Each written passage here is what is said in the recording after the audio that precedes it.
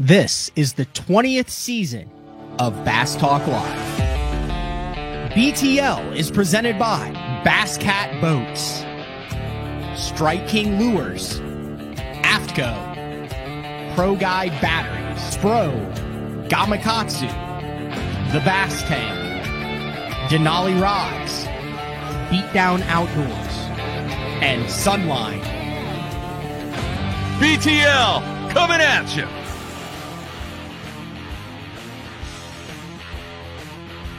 Good morning and welcome to another exciting edition of BTL Bass Talk Live, where we are going to talk about bass fishing.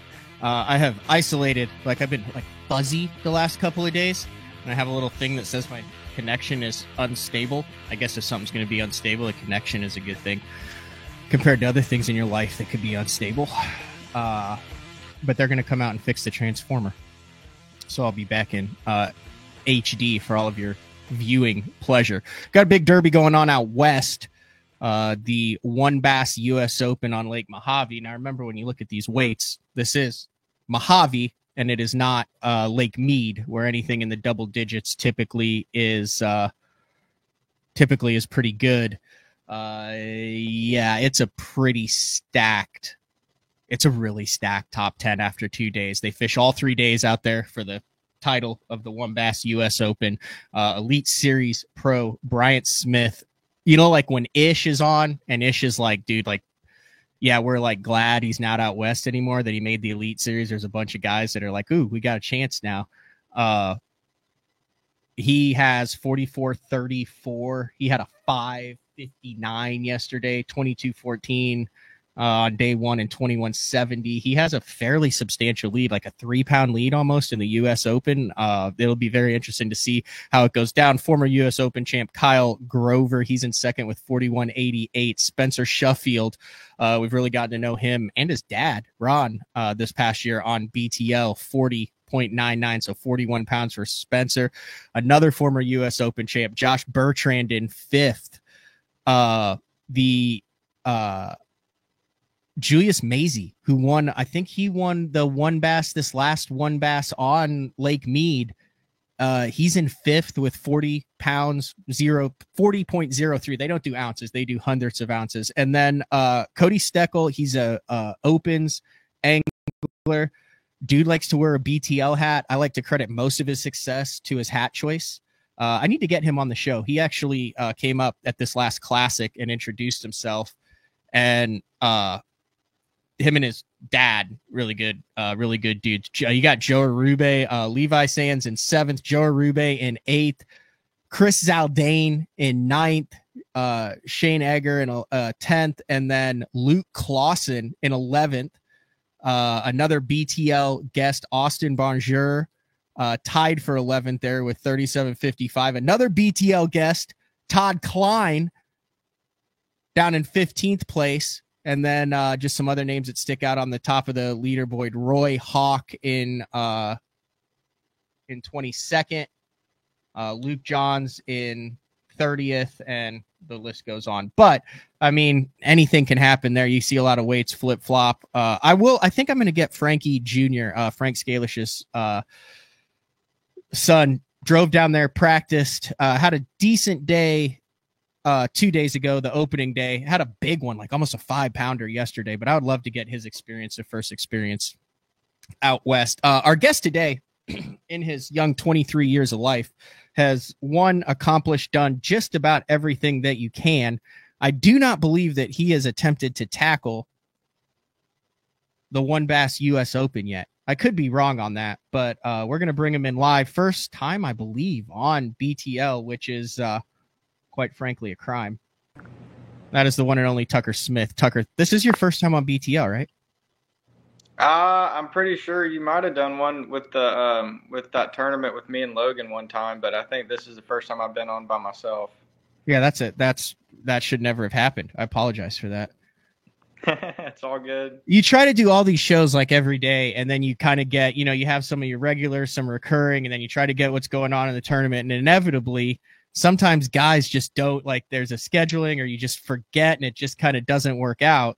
So, welcome to BTL. I'm excited for today. I told you before we went live, I said, I got this sheet of paper here and we're going to kind of run through things. And I said, it's kind of a pain in the butt having you on because there's a lot of research because you have like major things that have happened in your life from 2018 all the way through 2024. And there's like a major title, a major storyline, a major championship, something that has happened every single year of competitive fishing in your life since 16, which is freaking crazy. Does it feel like that to you? Like, do you just, or does this seem like natural to you? We're going to start going through that. That's how we're going to start this show.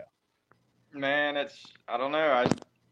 I've just always loved to fish, and that's all I really know how to do. I don't really think anything of it. That's all I look forward to. It's all I do is fish. And so, when something happens like that, if I, win a big tournament or whatever back in the past, it's been awesome, because honestly, when I started off, it was more of the fact, to prove like to my parents and my friends and everybody that I really wanted to do this and that I could do this, because when you're young and, you're in high school and, there's a lot of other things that you could be doing. And, to be able to show your friends and family that, that you can be successful doing it, that really helped out for sure. Okay, so you said to prove to your parents. So I got to meet your parents at the classic mixer for the Hall of Fame a couple years ago. They seem very invested in your career. Obviously, very proud of what you've accomplished. But at the beginning, like, did you come from a fishing family? Like, when did you first start fishing tournaments? Yeah, no, my parents. My dad, he didn't fish much growing up, but he's been super supportive throughout my whole career. But my uncle and my grandfather, they fished growing up and fished a lot of tournaments. So I got introduced to it by them at a really young age. Like, I would say, I think I was probably like, I don't know, probably 3 years old when I like caught my first bass or something. Mm-hmm. But my first tournament, I think I was probably about 10 or 12 years old. And I fished with my grandfather, like the Marks Outdoors tournaments they used to have. Oh, yeah, I fished that. That was wild. Those were absolutely insane, Tucker. Yeah, 500 boats on Logan Martin and Lay Lake. It's like, it's a rodeo. That was where they had Marks Outdoors would take all of their tackle from the year, like discontinued stuff that they had it, and there would be 1,000 people, and they would all gather around the balcony. With Clark Ream one day on one time on Lay Lake. He's like, dude, you got to fish this. Like the parking, like you would like do a lottery or a raffle for like the parking lot. They'd be parked up miles, and then they would take literally like a ton, like 2,000 pounds of brand new in the package tackle, and you would stand on the balcony, and guys would just chuck 5-gallon buckets of tackle into the crowd, and it was just a feeding frenzy to get. I mean, it was everything. Were you in the crowd like grabbing this stuff as they tossed it? Oh yeah, it was a yearly celebration, and we would get like trash bags and stuff, because you would just have to get like a big bag and just like run up there, and all the kids would be grabbing tackle. I remember one time they threw a trolling motor off the balcony, and there was like a bunch of rednecks like fighting over a trolling motor. But no, it's funny, dude. It was funny. So that was your first one with your Gramps at 10 or 11? Yeah, I was real young. That was the first. We used to fish that tournament. I think we fished it every year, but I think I got to fish it like 3 or 4 years before they stopped doing it. Because somebody. Do you remember your first one? I do remember the first one. I don't remember exactly how old I was, but I remember being there. Yeah. Did you ever win that one? No. We didn't ever win, but we caught some fish, but I don't think we ever did any good. So was that like the only tournament that your grandpa would fish in, or was he like an old school Alabama Bass Club guy? Yeah, no, he used to fish like the federations and all that stuff. Nice. Mm-hmm. Yeah. Mm-hmm. So that was kind of your into tournament fishing. Yeah. That kind of got me, got the fire lit for me, and then I started fishing all around the house and jumped into high school fishing. So I got into college fishing in like 2007, 2008. Like the first national championship I fished had 36 boats in it. I feel like and it'd been around for like 4 or 5 years. I feel like the high school deal had kind of been around for a couple years, was gaining momentum, but around that 2017, 18, 19, that 8-9 years ago is when it just snap of the fingers exploded. And that was when you were a freshman in high school. Yeah. Yeah, for sure. No, it definitely exploded. It got super big. I remember when I was going through it, it seemed like every year it got bigger and bigger and bigger. Like all the kids in the tournaments, it seemed like I think some of the tournaments, the high school championships that we were fishing, they would have like over 300 boats. And back then, I mean, that's a ton of boats, and now that I think a couple years ago they had one at they had a high school national championship and it was like over 400 boats. Like it just keeps growing. I know. I think I did a video on that where I was like, hey guys, let's not put 550 boats on the Hartwell. Like one of the kids messaged me and he's like, dude, we waited 2.5 hours to take off. And I was like, all right. But I mean, that's a good thing. I mean, that's like you would say a victim of your own success in a way. Like, did you feel it like when you were in it? Could you feel the momentum and all that was building in that high school ranks?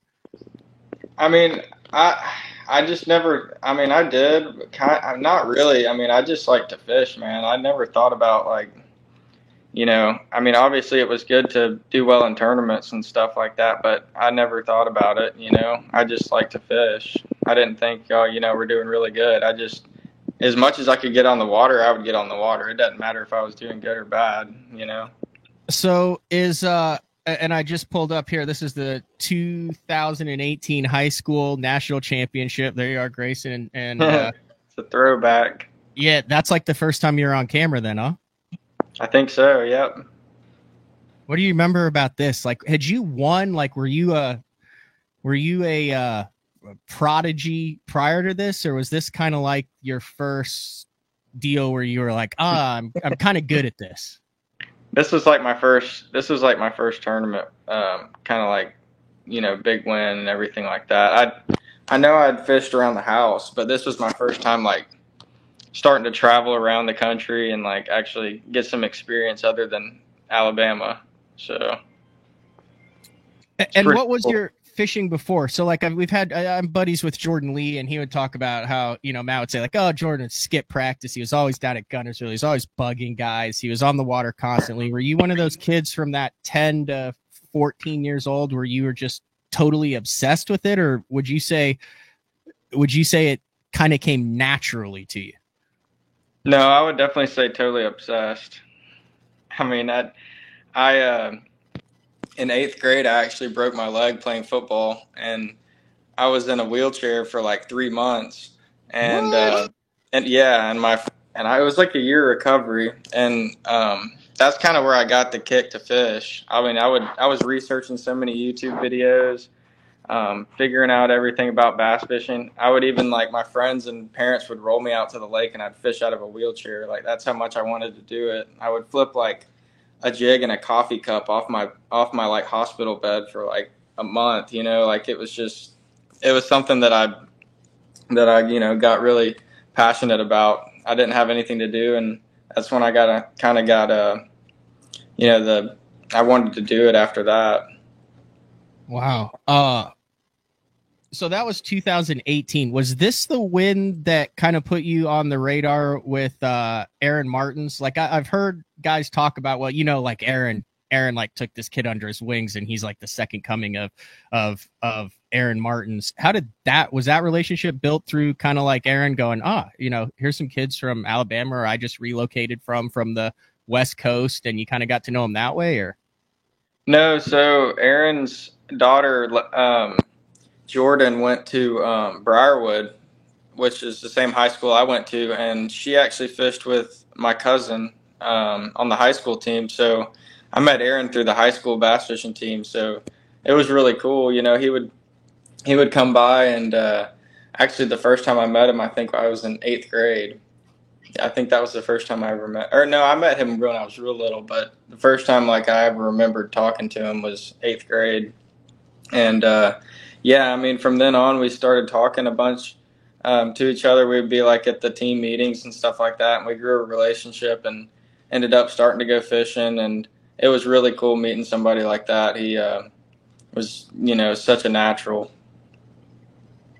So, like, would you actually go on the water and like just get to just fish with Aaron for full days and just get to get inside of his mind and like just talk about what that was like?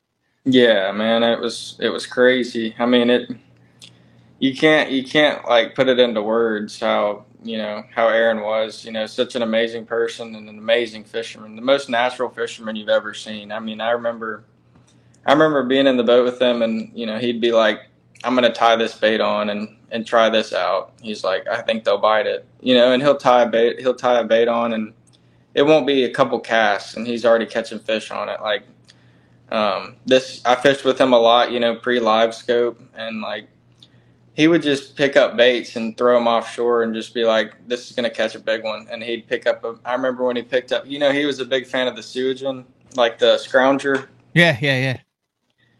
I mean, he was like, "This thing's like candy," and he'd tie it on and throw it out there and catch a 4-pound spot, and I'd be like, "Dude, this." Just the way that he thought about everything was crazy, and he was using all of his electronics, and huge player with side scan and down scan and sonar, and he was actually, before he got real bad and everything like that, he was we were looking at the live scope, and he was like, you better get good with this because this is going to be the next big thing. And that's why I've spent so much time trying to learn it and get good with it, because he knew, and I wish he was still here today fishing, because I know he'd be one of the best with it. You got on the water with him though when you guys both had it and got to kind of see how he translated the forward facing sonar? Yeah, we did. But when that was, I think that was like 2019 or something like that. So it wasn't popular yet. Like, we didn't know really what we were looking at. I mean, we did, and like we could see the fish and see the structure, but it wasn't like we weren't fishing really hard with it. So do you think that kind of the time you spent on the water with him and some of the things he taught you is a part of the reason why you've been so successful in your young career? I think it drives me, man. Like I don't know. I want to carry on that legacy. Like he was such a good person, and the way that he treated me when I was just a little kid. I was just that little kid, like looking up to Aaron, like, "Hey, man, like you're like the best in the world." Like, and he would just talk to you like you're a regular person. And I remember the first time I went fishing with him, I was like, "Hey, like," I was like, "Let's, this is gonna be fun. Let's go fishing." He's like, "Where do you want to go?" I was like, "Dude, you've won AOIs, you've won blue trophies, like you don't know where you want to go." And I was like real small, and he's like, "No, just tell me where you want to go." And he listened to me, and I literally pointed out a place where we could go fish, and he was like, "Dude, this is an amazing person." Yeah, we're coming up on, it's hard to believe, I think November 5th, if I have that correct, will be 3 years since Aaron left us. And you actually, even though you're an Auburn guy, which is blue and orange, you still have like the purple in your boat, the little tip of the cap to A-Mart. Yeah, no, I make sure to keep the purple for sure for A-Mart. That's what I've been trying to do. I've been trying to keep that purple in the wrap and the jersey. So you win in 18, and you're what, 16 years old? Somewhere in there. I think maybe 17, something like that. And then you win again in 19, and you're a high school All-American. And then you win again in 2020, and now you're a 2-time high school All-American. And there's over 1,700, I think, schools that have high school fishing teams at this point, and they're pumping out thousands and thousands of teams across the country. And you go back to back to back in 18, 19, and 20. I mean, dude, like, I don't care if that's what that is. Just statistically, that is astronomical. Did you know, like, at the time what you were doing? Like, if you look back on that now, are you like, holy cow, or did you just expect it? I'm good. I know what I'm doing. I've won before, and heck yeah, I'm going to win again. I didn't expect it, man. I didn't expect it at all. It was crazy. The first year we caught them shallow, and um, the second year we ended up going back to the same place and fishing the same stuff shallow, and we ended up just catching them again. And nobody was really in there in those places that we were catching them, so we were able to catch them again. The third year, it was just a completely different time of year, and we had to do something completely different. We caught them on like top water and trap on bars, so it was like a completely different time of year. So we had to figure that out. But no, man, I didn't understand like the significance of it at all. I just really just kept fishing, and um, God just kept blessing us. So you win all this, like you're a bit of an urban legend when it comes to like success, and we're only like a quarter of the way through your list. This Tucker had tons of people out there practicing, and he was pushed and all this. Talk about like the process that you went through. Did you feel pressure on it? Was it just you? Like, how did that all go down? You're talking about the high school? You Yeah, cut the out for high a school. second. Yeah, the high school stuff. Like everyone's like, there's no way he can win this 3 years in a row without people helping him. Yeah, no, I mean, we just fished out there. I mean, we pre-practiced as much as you could for those Mm-hmm. tournaments. We were out there. I remember the last year that we won. Me and Hayden were out there for, you know, a month or whatever. We stayed out there and figured that place out for that Really? time for that time of year. Yeah, because we had never fished bars. We had never fished top water on those bars like that with ditches and those shallow shell bars. That's something we'd never done. So we were like, we're going to get out there and we're going to figure it out. And we're going to put the time in. But yeah, man, I mean, when you have success, especially in your early years, you've got a lot of targets on your back.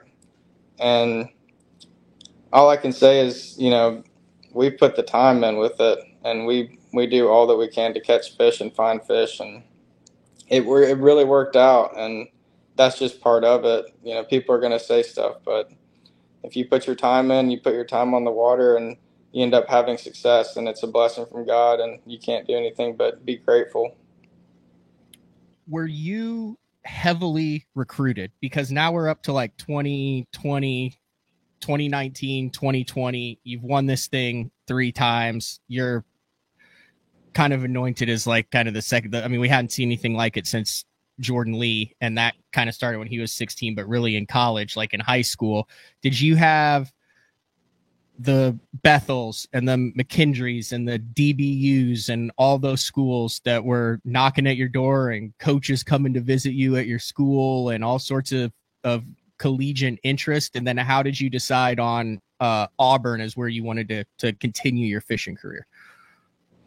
Yeah, I did. I know I had an opportunity to go to Bethel. I was looking at Montevallo, Auburn, obviously, and a few more other small schools. But yeah, it was really eye opening to see. Going to fish in college, being able to do that, seeing the support from a lot of people trying to get you to go fish at their college was really cool. What they Logan do? actually, Like, I want to hear some of the recruiting tactics of the coaches and the anglers that wanted you to go to their schools. Like, was there any like gift baskets on the door? They ever like pull you out of high school? The coach ever no, like visit recruiting trips? Any NIL money maybe slid your way? uh, I mean more so like just trips, like getting you out there and like showing you around and like offering stuff like that. Um, but no, it was cool. Logan really he recruited me to come to Auburn, and he told me, hey, like you're gonna get the full college experience, and you're also gonna be around an awesome bass fishing team. And if you come to Auburn, I'll fish with you for sure because he was looking for a fishing partner, and so yeah, ended up going there, and it was a really great decision. I mean, I think the Auburn team I think it helped me out in the long run because we had to do everything ourselves, and we had to figure out how to talk to the sponsors. Because we don't have a coach, it's all student led. We had to figure out how to travel, and we didn't have somebody helping us out. We had to go to all the tournaments and figure all that stuff. So I think it helped out in the long run going there. Logan, you're talking about Logan Parks. He just wrapped up a really impressive 2024 rookie season on the Bassmaster Elite Series, qualified for his first classic. Had him on the show a couple times. He does a Logan Parks Foundation event with chaos fishing for the high school kids. It's really cool the way that he's kind of leaned into that. Did you know him prior to that, or was he like the cool college kid from Auburn with the gold chain and the slick back hair that was like, hey man, like, come to Auburn, I'll show you the ropes around like Toomer's Corner, and we'll catch fish and have a good time? Yeah, no, that I didn't really know him that well. I mean, I knew of him, but Yeah. I didn't know him. I didn't know him like as a friend or nothing until I went over there. He's pretty smooth, isn't he? Yeah. Logan's real cool. Logan's cool, man. He knows what he's doing. He's smart. So did you guys just immediately like start fishing together, and it was just like one of those team deals where you get in the boat with someone and it just feels natural? Yep. It was, we got in the boat together, and it really did feel natural. We fished really good together. Our first year together, we won Team of the Year for Bassmaster College, and it seemed like everything just flowed really nicely with while I was fishing with him. It was just easy to talk to him and make decisions with him, and it was a good learning experience to be with a veteran of college fishing my first year, so that I could really learn the ropes early on. Before we dive into the impressive collegiate career, we're going to take our first break of the show. When we come back, more with Tucker Smith. We'll dive into the college years. It's BTL on a Wednesday. We'll be back right after this. The new Puma STS has been redesigned from the ground up. With the angler, design, function, and performance in mind, nothing on this new offering was compromised, and the only thing carried over from the previous version is the name. Based on the Soft Touch series hull that started with the flagship Jaguar, this new model is nimble and performs incredibly well at all speeds with either a 250 or 300 horsepower engine. Featuring a new 96-inch wide-body footprint, this hull measures out at 20 foot 7 inches in length. Industry-leading design coupled with tournament-winning performance. The Puma STS from Basscat. Feel the rush.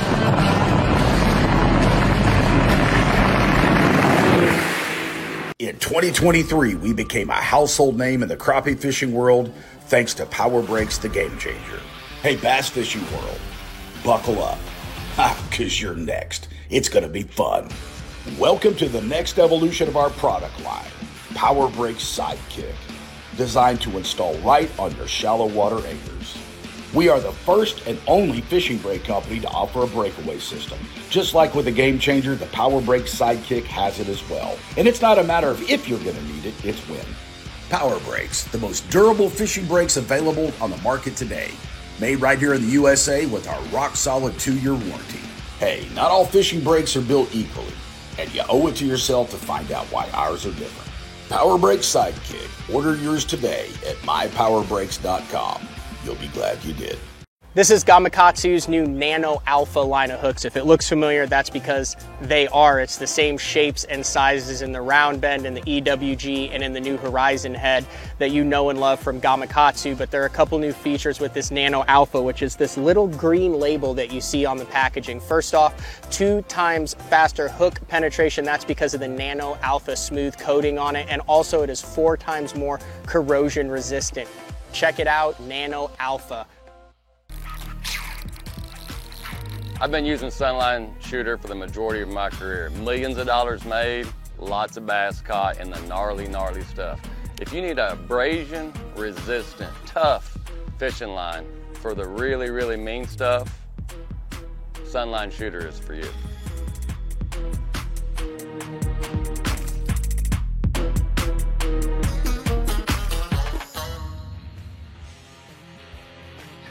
Welcome back, BTL, on a very chilly Wednesday. Like cold, like I had to hit the double tap, start the start the truck up this morning to go get the morning coffee. Talking with 2025 Elite Series Pro Tucker Smith. I asked the same thing and I'm gonna run that later today, Dakota Ebear.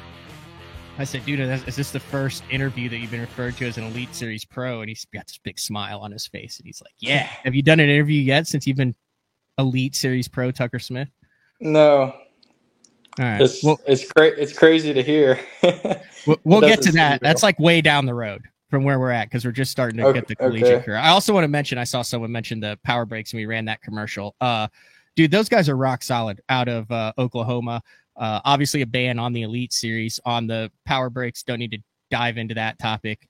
You can't make everybody happy. I'll leave it at that. And I respect Bass for the decision that they made. But what I will say is I got a call from Power Breaks, and they are back with BTL in 25, currently working on a bracket system to where if that does go down to the opens levels to where you can't have the brakes on the back, I can pop them off because I said, dude, I got to have these things for crappie fishing in the wintertime and for fun fishing. And I said, can you make it like I'm out there looking in the garage? I was talking to, I was like, dude, you got make this thing so I can just like pop them off, unplug them, like just get them off of the boat, and then in like 2 minutes I can pop them back on. And he's like, yeah, we're working on that. So back with BTL in 25, even though I can't use them on the Elite Series. I think most of the guys on the BPT are going to have them next year. I know I've actually under the table I've gotten a call from like 6 BPT guys that are like, hey, you got like an in with them? And I was like, I most certainly do. So did you have them on your boat this year? I did not. Well, it didn't matter to you. The mere mortal such as myself, we need every little gadget we can get. Put a limit in the boat. I didn't know. I just heard some stuff that they might ban it, and I was just didn't want to get comfortable with it if they were going to ban it. I know that's my problem. I got comfortable with them, and they are once you understand like how to use them and how to utilize them, they're extremely handy. They actually like you legitimately catch more fish, can approach more fish. And I don't want to hear anything about the boat control issues. Just literally go to any of the 5 trolling motor websites and Google the features that help you remove the skill that is required to maneuver your boat. Like, I don't want to hear about that. If you're going to, then you got to get rid of spot lock. You got to get rid of the reverse. You got to get rid of the course feature. You have to get rid of the drift mode. You have to get rid of, I mean, there's all sorts of stuff, but anyway, the contour line. Yeah. All of the contour lines. But no, actually, Brady said any of the co-anglers get their line stuck in the brakes. The co-anglers love the brakes because when you have them deployed, they're not snapping baits and spinning rods off, and bait casters hitting the power poles when you cast. Before I even had the brakes, I like to consider myself a very co-angler friendly boater. And I would always drop them halfway anyway when we were fishing. I just like drop them so they wouldn't have to worry about hitting it. Do you do that ever? Drop the poles for your co's? I do, and especially too if it's like real windy and they're wobbling around, and they're definitely like, it's harder to cast. I'll definitely drop them too. Yeah, little stabilization there. That don't worry. I'm doing a segment at the end after Tucker's off about how we need to give BASS a lot of credit because they're taking some flack right now. And I was in the car driving today. And it just dawned on me. I was like, you know what? I'm doing a 10-minute piece on the end of this at the end of the show on this because I have some convictions about it. All right. So you go to Auburn. Now you're with the big boys, the college guys. It's someone's going to the freaking Bassmaster Classic from the team of trainings. You got Wade, you got MLF, you've got Bassmaster.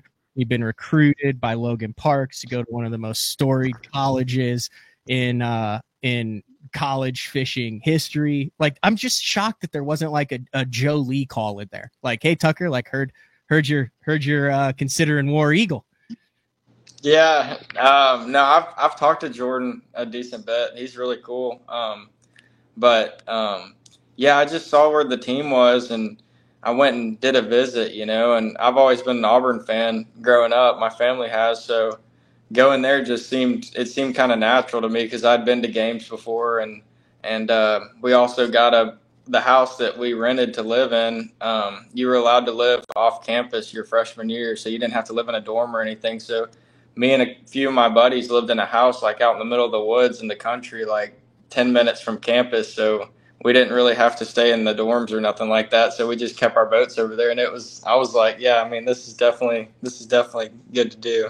So you're 18 years old, living in a bass fishing frat house with a boat on campus at Auburn. I was older than 18. I think I was probably 20 to 19. Yeah, 19, 20. That's still young enough not to know any better and old enough to get in a lot of trouble. It is. So you go out in 21, and 21, I would say 21 is the year. Like I remember being like, oh, this kid's won 3 high school national championships in a row. That's cool. Good for him. But it was 21 that I think you really had the entire fishing world kind of took notice. And the 3 main things that happened there were, one, you and Logan Parks won Bassmaster Team of the Year. And that was in your freshman year. Mm-hmm. Yeah. So who, like, would you say was, now you're both Elite Series pros. We know how talented you are, but was he calling the shots that first year and you were just fishing? Was it a 50-50 deal? Like, how did that dynamic work to come in that young and win Team of the Year? I mean, I drove the boat like a few times, but it was mostly he was driving the boat because it was kind of his, like, you know, he was older and he had more experience with the college stuff. So, but yeah, we worked together good, man. Like, we would both make calls about, you know, what looked good to fish, different bait choices. I remember several times where, you know, both of us would, you know, talk about a certain bait to throw and we'd catch them on it and the other one would tie one on, you know, so it kind of went back and forth for sure. And as part of Team of the Year, they took the top 3 teams from the national championship that year, and then the Team of the Year to compete in the at the time it was the Carhartt Bassmaster. Now it's a Strike King deal. Carhartt Bassmaster College bracket presented by Bass Pro Shops. That's ironic because that kind of parlays into what happened a couple months later. But so you ended up in the bracket style, which we're all familiar with now. It just went down a couple weeks ago and made it to the finals. I didn't realize this. I mean, I did at the time, but like this is where the research came into handy, against Tristan McCormick. Yep. And I remember this because I'm going to pull up this video, and I remember watching this live. And then I just remember thinking, dude, this is a wild ending, because you had this thing in the bag. You were headed to the frickin' Bassmaster Classic, and Tristan like edged you out. Like, do you have fond memories, bad memories of that? Talk me through this as we pull up, because I remember this fish catch. Man, no, it was fun. We both were fishing the same area of the lake. We were both fishing the tail race. I've grown up fishing there, and they don't pull current out of that dam. It's Walter Bolden Dam, and it's pretty well known now, but they don't pull current out of that dam very much. And I fished there a ton. So when I saw that they were going to pull a bunch of current that week, I was like, I knew where I was going to fish. And yeah, right here, that's a 4-pound largemouth. That's like a giant for there. Or it was like a 3 3/4 or something like that. But man, I was getting up there in that current, and I had my camera guy scared. I was up in kind of right up there in the corner, and I fished current growing up a lot, so I know how to kind of get around up in those rivers and stuff like that. But it's definitely sketchy. I've covered an Elite Series up there when they went for the postseason deal or tournament. I think that a full season tournament there on the Alabama River too, and they were ripping current up there. I remember Edwin did a lot of damage up there. Dude, it is like no jack around. Yep. But I mean, in the end, I think Tristan, you had it like you were in the Classic, and then Tristan couple miracle fish in the last hour, and he nicked you by 3 ounces. Yep. Were you like crushed with that? Or I mean, you come kind of, I don't know you super well personally, but you seem kind of like a guy who's just kind of like, you know, it is what it is. We'll get another crack at it. I mean, I was crushed, to be honest, because I was young still, and I don't know. I didn't really know like just to have it that close, you know, in your hands, and then it just to slip away at the last second. I thought that was my chance to make the Classic for good. I mean, I didn't know, you know, I didn't know what I was going to end up doing. So I knew I was going to fish, but, you know, getting a chance like that, you never know if you're going to get another chance like that. So, yeah, I was really torn about it, but, you know, I'm cool with Tristan, and I know he's a really good guy, and for him to win it, it was awesome to see him go to the Classic. So, I mean, I knew if I fished hard and I was going to get another chance to try to get there. So I wasn't too happy. I wasn't too sad in the end after a little bit. So here's where I'm trying to figure out where this meshes in. So that was like October of 2021. You moved in, you're living in the frat house at Auburn with boats all over the driveway in the woods. Your team of the year. You got Logan Parks taking you into all the good college parties. Then you what? Am I churching this up too much, or is that fairly accurate? No, that's good. Okay, we'll go with that. It's just funny to think about. What? Why? Dude, I was in college too. It's just a long time ago. It's just weird to think of my past like a timeline. Like I've never really thought about it like that. It's really cool. So somewhere in between there, Johnny Morris comes up with the idea of the Bass Pro Shops U.S. Open. And then everyone in the industry's like, well, we already kind of have the U.S. Open. It's out west. And he's like, I'm Johnny Morris. If I want to name it the U.S. Open, I'll name it the U.S. Open. And then everybody went, okay, that's cool. Have at it, Johnny. So Johnny goes, we're naming it the U.S. Open. And they had regional qualifiers around the country. And the only stipulation was that you had to have couldn't be like a touring pro, had to have under $100,000, some sort of earnings, which at the time you didn't because you just had high school and college, right? Yeah. And do you remember when you guys decided, hey, we're going to fish one of these regionals to try to get to this championship, which is on Table Rock in the winter, and the winners get $1 million? Do you remember who hatched that idea of, hey, let's go try to qualify for this thing? It was actually my dad.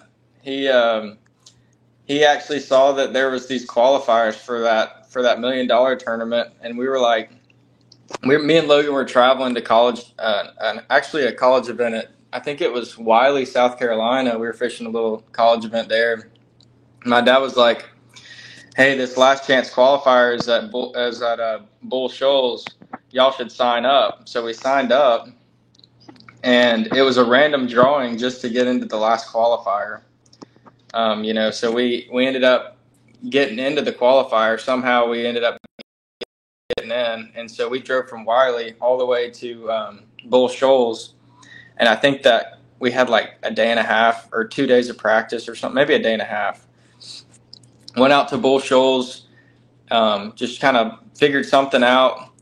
And we found some fish under some bait and ended up catching them and finishing 14th. And I think you had to come in the top 30 or top something to make the championship, the big tournament. And we made that. And then the next Table Rock was 2 days later. So we had to go straight from Bull Shoals to Table Rock with, barely any practice. And that was kind of when I first kind of figured out the jig head with the minnow, and we found some bait with some fish under it, and we ended up throwing to them and finding a good place and caught them. So it was crazy. Was this before or after the bracket? This was after the bracket? Because it was freaking cold. Yes. Yeah, so it was right after the bracket. So you just missed out on the Classic. And then I also think if you made the national championship there at Bull Shoals, didn't Milliken fish that and make that U.S. Open too? He did. He did. So both you and Milliken at the time, Milliken hadn't even fished an Open, and that's kind of cool. I'd watched him, and I talked to him there I shook his hand. I was like, hey, I watch your videos. What's up? And he was like, hey, man. He's like, good job. I was like, good job. He had big bass at the tournament or something. So this all happens quick. So your dad's like, hey, let's fish the last chance.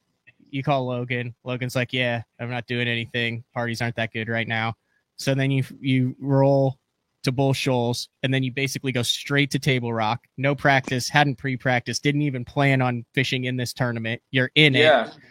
Like, at what point in time did it dawn on you, like, dude, we're fishing for literally $1 million, $500,000 each, trucks, boats, trophies, cash, sponsorships, legitimately life-changing stuff for a couple of 20 and 22-year-old kids.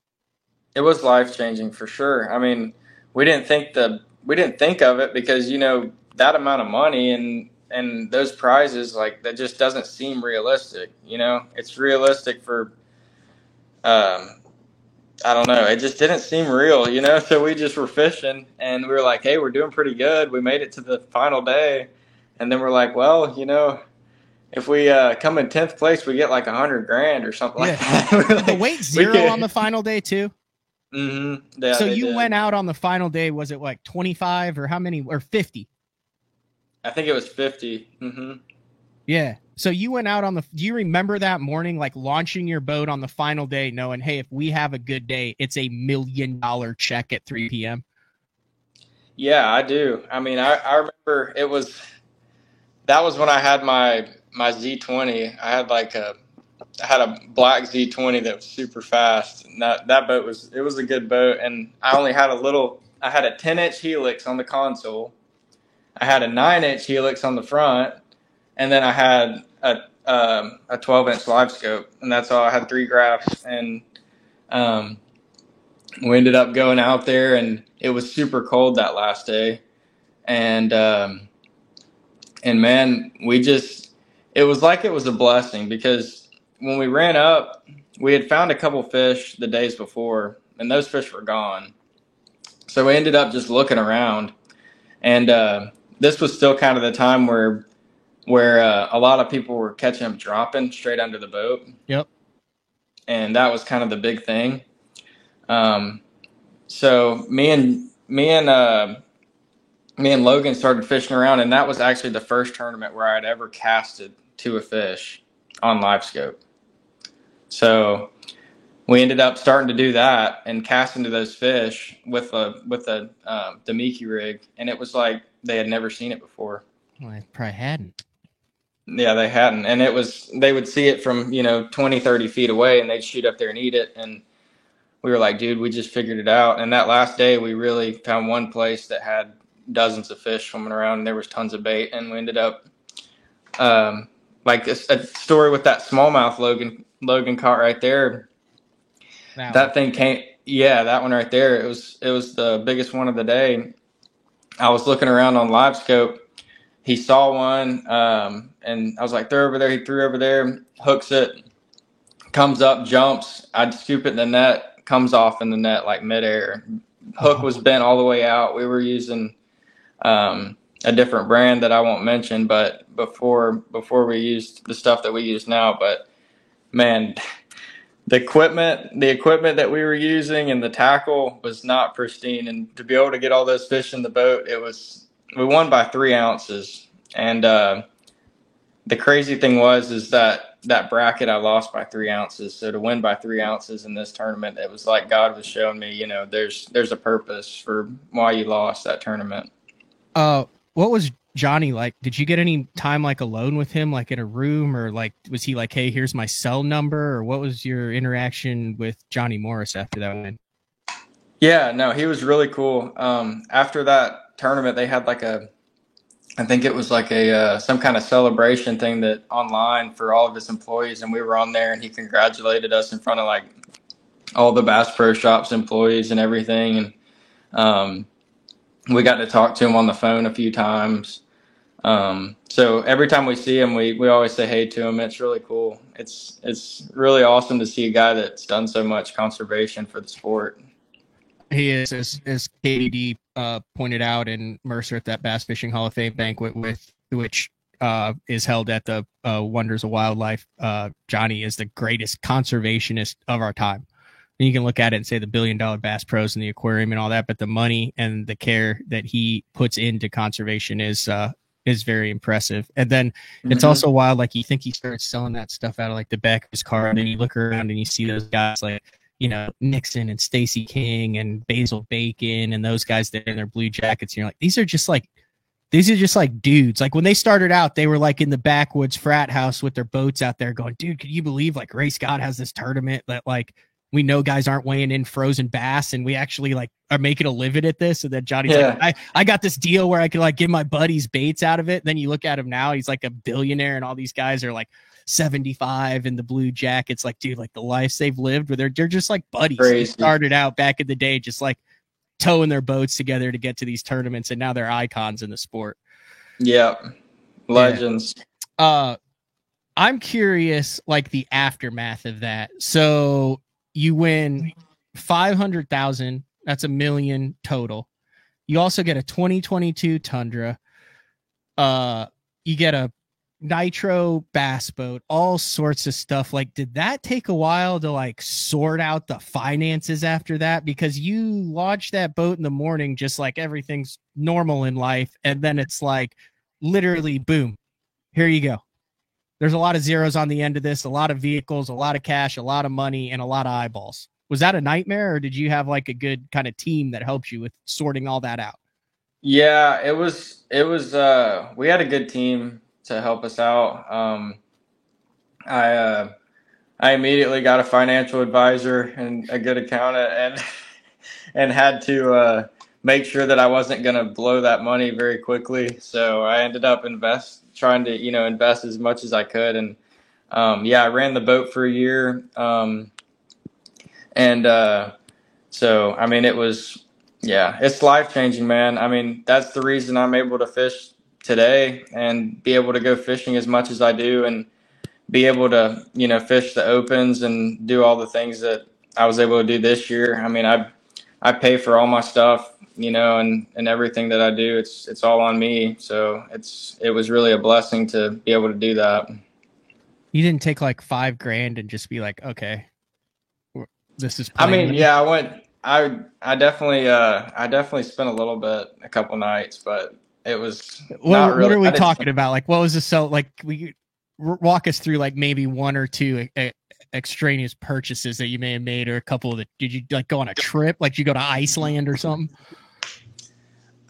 Not really. I mean, I was pretty responsible with it, to be honest, man. Like, I just knew what it could do, and I knew that if I kept it in the bank and didn't touch it, I could potentially it could grow. So I really tried to manage it well and not touch it and try to be smart with it. I mean, I may have spent $500 here. I bought a brand new Garmin for like $6,000 one time, and I ended up breaking that unit like the second time I took it out. It came off the mount, and nobody would replace it, so I had to just basically use that as a paperweight. But no, nothing crazy though.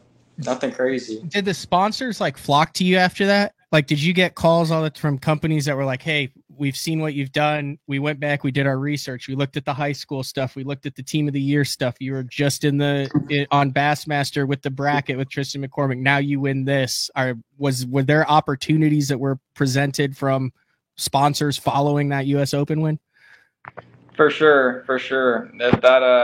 That ended up getting my deal with Bass Pro Shops, obviously, and they've been awesome to be able to work with them as a sponsor. But yeah, it definitely opened up a lot of doors for sponsorships, and it kind of got me out there and showed a lot of people that gave us the publicity that we needed to open up some more doors for me and Logan both. All right, then you had to go back to college after that, didn't you? Or did you drop out? Yeah, I went back to college, but I wouldn't say I was going to school as much as I should have. You were like totally ate up with fishing by then. Like, you were like, this is what I'm doing. Yeah, I was. And I started focusing, a lot more on fishing, which I already was, but it was kind of hard to go, full. But you stayed in long enough to make the 20 to win 2023 college national championship. Logan at this point was toiling in the opens, which didn't take him very long to get out of. And you had a new partner in Hayden. Yep. And were you running the show full on last year then? Or were you guys, did you just happen to find another partner that you worked really well with? Dude, me and Hayden have been fishing together for years. I actually live with him now in Guntersville, and he's one of my best friends. I've known him for a long time, and we fish really good together. Hayden's an amazing fisherman. He just won the Toyota Series at Guntersville this last year. Yeah, man, we fished really good together. We ended up fishing my last year of high school. I think I might have been in college, and went back to the high school national championship. Me and him won a national championship in high school together, and then we won the collegiate national championship at Hartwell, and then we also won the Bassmaster one together. So it was cool. We wanted to win a college and a Bassmaster one, just to be able to say that we won both of those. That was something cool. But Hayden's an awesome dude, man. So you had the Boat US National Championship, the College National Championship, and then for the second time in 3 years, you finished second in the bracket to Easton Fothergill. What is it like to be on the other end of the story of the kid who's coming back from the brain aneurysm and is a miracle man that everybody's pulling for, and you're trying to spoil the comeback story? Dude, Easton's obviously a beast. I mean, it's hard to stop that train sometimes, but no, I mean, I've been so close to making that tournament, and it's been tough, being able to get that close, but it shows me that, I've got what it takes to make it to that tournament, and it drives me even more. I could curl up in a ball and cry myself to sleep, but I think it drives me even more just to do better. And you had the lead in that too, and then he pulled up on a point, and similar to McCormick, just went unconscious for 20 minutes, and there was no catching up because that was the one that was that was in Kansas, wasn't it? Yeah, it was Milford Lake. Dude, it was tough. I fished the Bass Nation Regional on Milford. It was so tough. I didn't know they had other tournaments there. Oh, they had one. John Stewart, who is running a lodge up in Grand now, has a great lodge if you guys are looking for anything on Grand. But at the time, he was the Bass Nation director. He's from Kansas. Yep. I feel like he might have had a hand in putting that regional there. I think I had 3 bites in practice in 4 days. There's 150 boats on that, by the way, with 3 days of practice. It's like a 3,000 acre lake with 5 fish in it. You know what I'm talking about, right? Dude, I cannot imagine that many boats. There was 9 boats in our tournament. Everybody was rotating the same points. It was like an old Bassmaster where they rotate the holes. It was a whole course. The night before the tournament, the day before, the last day of practice, it was 78 degrees and it blew 30 miles an hour. That we had an off day. Then the off day, it was 26 and it snowed 5 inches. And then the tournament started. Yeah. And the wind eliminates half the lake too. Yep. I rolled out the first morning, and this is where you're just trying to be the top in Oklahoma. I catch 3 for 8. I catch a 4-pound largemouth and 2 2-pounders because on top of it all, they're like, hey, let's make it 15 inches. So I had 3 for 8 in the first 10 minutes and then never had a bite the rest of the day. And I was leading Oklahoma and was in 3rd in the tournament with 8 pounds on. The second day, I zeroed. I never had a bite. So I went 8 a.m. all the rest of that day. And then the entire next day, I only dropped to 13th place and I was second in the state going into the final day. Golly. Dude, it was so bad. And then the final day I caught 1. I ended up finishing 12th tournament and I beat by 1 fish to go nationals that day. But that's how you fish a 3-day tournament, catch 4 fish and top 20 it. Go to Milford. Yeah. No, that place was it that tough when you were there? Oh, it was like the water was turning over or something too. So they wouldn't touch nothing. I was throwing a Ned rig and I was I was grinding with the Ned rig. I've never grinded with the Ned rig before, and it was. I mean, you would catch 1.5 and be like pumped up, you know. Yeah, and here's the thing on that lake too. I went into that thinking I was going to just destroy everyone because I did so much historical Google Earth data on that lake, and there's like. Dude, you go back and look at that and you're like, oh, look at this foundation that's in the middle of this cut. Look at this cement pillar. Look at this rock pile. And you like go to them and they just look like juice. And you fire that net out there and it goes donk. And then as soon as you lean into it, it starts going all drum. Yeah. Or albino catfish. I caught a couple of those. Yeah. I think that tournament was one just going up and down the dam with a mag draft for 3 days. There were, I think when I rolled pie, there were like 46 boats on that dam, and it's a small dam. There were 3 levels. There were the guys on the rocks, and there were the guys just off the rocks, and then there were the guys way out off the rocks, and it was like a carousel of revolving boats back and forth. Gosh. So that's crazy. All right, we've made it up to 2023. I did see Dan O'Sullivan in the queue. We've got one more segment of the Tucker Smith Chronicles. When we come back, that's 2023 and 2024. And then we'll let you go and we'll bring Dano in as he kind of dissects what's happening on the final day of the WON Bass US Open out on Mojave Lake. So quick commercial break. When we come back, the final or the next chapter, like right now it's the final chapter, but I feel like you're going to have a lot of chapters for a lot of years to come. It's BTL with Tucker Smith. We'll be back right after this. Hey guys, Brian Schmidt here with Spro. I'm going to talk to you about the confidence I have in the equipment I use. You know, I have a charter boat business back home in Maryland. We fish for saltwater fish, and I also fish the Bassmasters Elite Series. So I keep my lights on by fishing. I have to have a lot of confidence in the equipment I use. Spro has me covered from head to toe, saltwater, freshwater, everything in between. A lot of high-end quality product. Spro has you covered. Beatdown is efficient. Rock solid. 100% American made. This thing is super tough. I mean, this thing is not going anywhere. I've ran the Beatdown double stack from Florida all the way up to New York. And the one thing that I know is when I get to my fishing destination, I never have to worry about issues with my graph mount. Your options are endless with these mounts, but they're steady, they're solid. These are the most reliable mounts on the market, and you can't go wrong with the Beatdown.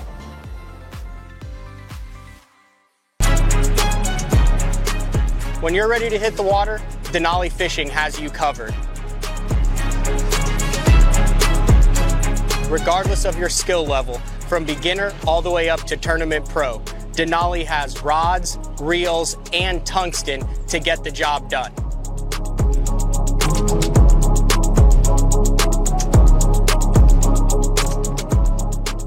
Check them out at denalifishing.com.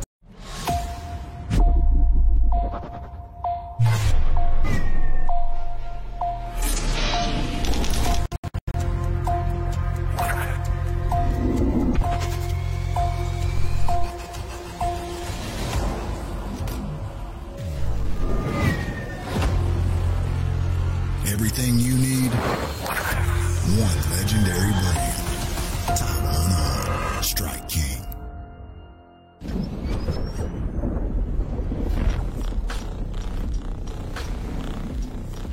Gear that just plain works. Cast after cast after cast.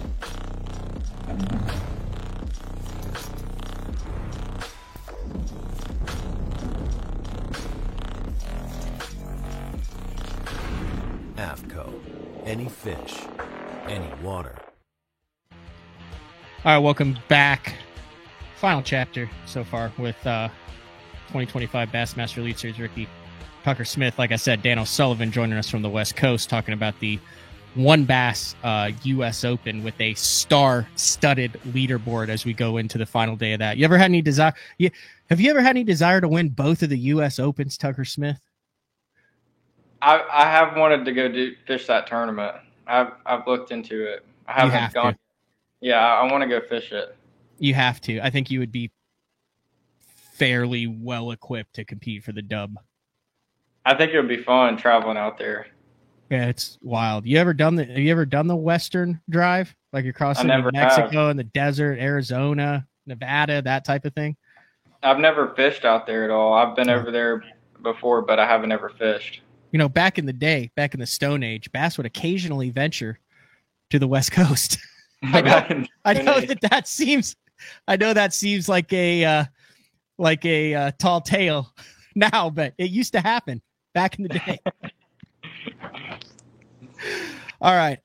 So we go into 2023. We talked about the college exploits on that, Eastern Father getting it. You also made headlines in 2023. I've never heard you talk about this. I'm going to give you the floor just to ask you about it. I fished that tournament, the Bassmaster Open tournament on Lake Eufaula in Alabama, obviously a lake that you're familiar with in Alabama. Stellar day 1, top 10 finish. Day 2, you get DQ'd under weird circumstances, and then the internet freaking explodes. Yeah. And then there's all sorts of stuff for the next 2 months. I'll give you the floor on kind of what you want to say about that. But, dude, if we're going through the chapters of Tucker Smith, like, this is a chapter that has to be read. I don't know. Have you ever even talked about this publicly before? Not really. I mean, I posted that thing on my Instagram talking about it, but I haven't ever got really on a podcast and talked about it. Do you have any desire to just, like, dabble into it? Because, I mean, we're all, like, curious as to what the hell happened. Yeah. For sure. No, I mean, I was fishing. I had a good day the first day, and the second day, you know, I ended up pulling up to some places and fishing for some fish that were on schools. And I had a friend that was out there, and he was spectating me, watching me fish. And I was actually fishing a place I'd already caught a nice bag off of it, and I had another competitor pull up and actually, you know, was fishing like right beside me, and was casting like kind of right across my boat where I was fishing at. And he saw that and came up there and kind of lost his cool on him. And I didn't know what to do. I didn't want to be part of the situation. And I just, you know, after that, I left and didn't think anything of it. And by not reporting that situation of him freaking out on that guy, then I got DQ'd from it and got my weight from day 2 zeroed. But, you know, thinking back on it now, I try everything I can in my will to, you know, be careful and stay away from any confrontation. And it was a big learning experience, growing up from that experience and going through that and maturing through it. And now, you know, I spend so much time trying to do everything I can to do everything, you know, perfect, and as much hard work as I can to do it. And that's what I really set out for this season in the Opens, as well as after going through that and you know, having that happen. I think it really pushed me to do everything that I could to put all the work in I can for this year, and I think it turned out in a good way for me. Did that affect you mentally? Like, did you get online and read any of the stuff?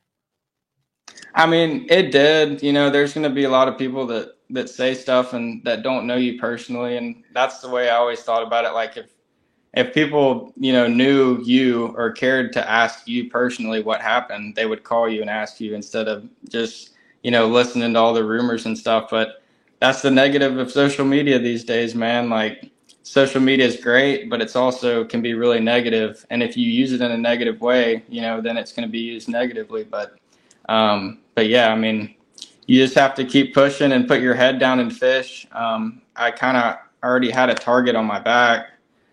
So when something like that happens to to somebody that fishes a lot and has had some success in the past, and you're really going to be, you know, pushed and eyes are going to be on you. So that's why I've tried to, you know, use it as a learning experience and keep moving forward. I've always said this as I try to cover things that happen on the water. I mean, dude, it happens. I went to every single Elite Series, Tucker, from 2008 to 2018. A lot of those were without live. You'd be shocked at stuff that goes down on the water that guys don't have any idea about, just because it was, you know, before GoPros, before the live coverage, before the internet. Like, it's a individual sport where everyone's trying to compete. So I've always said, there are when it comes down to things that have happened on the water, there are very few parties that know what actually happened. And those are the parties that are involved in that occurrence of what went. They're the only ones who know. So the guy who was fishing next to you, and the third party, we'll just refer to him as the sheriff for this show. Those are the three. Those are the three that know exactly what happened in this. And outside of that, everything else is just conjecture and hyperbole. So I brought that up because in my research, I want to bring this back to something that happened during your high school career that I thought was interesting. So in 2023, Hank, Trip Weldon had retired, and then Chris Bowes and Lisa moved up to the Elite Series to take over that. And then Hank, who had ran the high school and the collegiate fishing, was bumped up to the Open. So when all this went down and stuff, I would imagine Hank Weldon, who was a tournament director, and all that is private of how it actually, whatever, I don't care how it went down, but he was the one making decisions, and he was the one talking to you and all this, and you went through an appeal and all that. And you did say in your statement, you said, to be clear, I was disqualified because I did not report the situation to Bass officials. I was not disqualified for cheating in the event. I respect the sport too much to gain an edge by crossing lines. So I want to go back, and I got to pull this up here. I want to go back to a article in Bassmaster that was posted on November 2nd, 2020. It was after you had just three-peated with Hayden on giant smallmouth. And when it comes down to the bottom, there is a quote, and it's from Hank. And I was like, okay. And I was just reading, and this is what Hank said. This is in 2020, 3 years before this incident went down. Because like you said, you read a lot online and you hear a lot, all sorts of stuff. This is what Hank said in 2020, 17. Weldon said Smith comes across as ice in his veins. I'd agree with that. A competitor is never rattled under pressure, but he added that Smith's among the most personal young anglers he's met. He's very mature. He's very respectful. He's everything a tournament director would want in a contender. He never complains about the rules. He plays the game he's supposed to play. He accepts the competition, and he goes out and wins. I thought that was an interesting quote in 2020. That's awesome. Yeah. That leads me to give a lot of credence to Bass too, because he says that, and then he plays by those rules in 2023. But I just thought that was kind of a neat full circle deal. Yep, for sure. No, that's really cool. That's really cool. And then a lot of people followed your journey in 2024. One stumble. It was ironically where a lot of the guys who were in the EQs this year stumbled, which was at Santee. Yeah, I blocked it out of my mind. I had such a bad finish there. Me too. But other than that, just a really solid season. You went out, you competed, you had 2 top 10s, cashed a check in 8 of the 9 events, qualified in third, and had a fairly stress-free event on Lake Martin to close the year out. And now you're ready to fish the Elite Series in 2025. It's pretty crazy, man. Yeah, I'm super blessed. It was definitely stressful at Martin. I won't say there was no stress, because that place, and I don't know, I've not had a good relationship with that lake in the past. It's not been one of my favorite lakes. So when I heard it was there, I was pretty upset. But then I saw that the field size of the tournament changed, and it got there was a smaller field, which helped in the long run with the points. So yeah, man, it was an amazing season. Santee Cooper hurt me, but I just knew I had to step it up and really grind the rest of the season to make it. Ended up doing that. So, are you gonna be rooming with Logan next year? You guys gonna recreate the frat house of 2020? I don't know yet. Synergy there. Like there could be some filming opportunities there. Yeah, I don't know yet. He's got his own group of guys that he runs with now, so I haven't talked to him really much about it. But I know that I'm definitely going to be traveling with Paul Marks. Okay. He traveled with me all this year, and Paul's Paul's an awesome dude, awesome fisherman. If you haven't seen his stats this year, you need to go look at those because he's been catching them. I don't know Paul at all. Well, you need to have him on the show. You need to have him on the show. He's not much of a talker, but you got to get him into it because he's. Yeah, I didn't know you talked this much though. You're doing a good job. I was like, okay, we'll see if we can get an hour out of Tucker, and you've actually done a very good job of conversing. Oh, I appreciate it. Yeah, 11th, 12th, 10th, 6th. Those are his last 4. Holy cow. Yeah, he had 4 top 10s this year and then an 11th and a 12th. So basically almost 6 top 10s. Yeah. I would assume he won the All-American and then he did. Yeah. And he also came in second in the regional or the invitational at Eufaula and made 50 grand off that too. So he's done good this year. I need to get him on the show. If I start having a bunch of young guys on, then I get a lot of listeners that are like, what about the old guard? And then I get the old guard on and they're like, well, these guys aren't relevant anymore. So I'm trying to do like a happy medium. That's why I'm doing like EQ week. So I probably need to get in contact with Paul Marks. I would assume, Tucker, that in 2025, the goal is to actually finally fish in a Bassmaster Classic in 2026.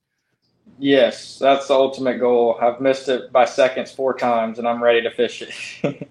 That's unbelievable. You're 23 years old and you finished second to go to the Classic 4 times. Yep. All right. It's been taunting me. Do you feel any pressure? Because here's how I wanted to end the show. I wanted to say, like, first time on BTL, and we're going to look back on, I'll be able to like have this on a drive and look back 25 years from now at this interview and pull it back and be like, here's Tucker Smith in 2024 and it's 2044 now. And your list of accomplishments is this long. Like, does that put pressure on you? Do you feel like that's fair? I mean, I don't know. You talking about like Angler of the Years, Elite Series wins, Bassmaster Classic qualifications, Classic wins, weight records, limit streaks. Like, yeah. I mean, dude, it's you and Jordan Lee that have kind of come up like that with that much attention. And I mean, Joe's done a pretty good job of backing it up. He has. Yeah, I'd say he has too. No, I'm not really, I don't know, man. I'm happy to just get there. You know, that was the biggest dream, just to get to the Elite Series. And it seems unreal, man. I don't think it's going to set in until Dave Mercer calls my name the first morning because it doesn't seem real at all. But I want to do well and we'll see what happens, but it takes a lot of stress off, trying to make it there. So I'm excited. Do you have a nickname yet? No, I don't. I will say this. If you want one, do not force it, because if you try to force a nickname on Dave Mercer, he will not give you a nickname. There are several anglers on the Elite Series that have continued to come with him with ideas for nicknames for him. Yeah. And Mercer goes the opposite way. He said if it's not natural, you can't force a nickname on somebody, so you just have to let that happen naturally. Yeah. No, I definitely won't force it. I hope it's not something like funny or bad. It won't be. All right, dude. I appreciate it, man. I really enjoyed this. We're an hour and 20 minutes in. I'm gonna let you bounce. You going to the lake today? I am. I think I'm gonna go this afternoon for a few hours. Sweet. What lake do you know? I live on Gunnersville now. Oh yeah. Okay. Well, that's not a bad one. It's not a bad one to go to. All right, Tucker. Thanks for jumping on BTL. Thank you, man. I enjoyed coming on. Thank you. All right. See ya. I won't see you in the Ilse next year, but I'll see you around. Heck yeah. Thank you. All right. The one and only Tucker Smith. Very interesting case study in what Bass has done as far as growing. Like, they're doing what they said they wanted to do. I'm saving this rant for the end of the show. Right now, we're going to bring in the one and only Dan O'Sullivan, who has his microphone muted. Now it's unmuted. I didn't want to say anything. What are your thoughts? Like, you kind of know Tucker. You've sent a couple of the private DMs. And now is that too much pressure on him, or is that what's expected of him now? That's what's expected of him, Dano. Yeah, no, I jokingly said to you, but I'm not joking, because at Leach, after day one, he was heavily stressed. In Impulse Lithium is the battery company that I work with as far as filming. So when I've been at the Opens, I film with Tucker, which means I'm going to film him quite a bit. He's good. But he's, he was, after the first day at Leech, he was very, very nervous. And, he recovered a bunch of points on day 2 up there. Of course, he only had 2 days up there.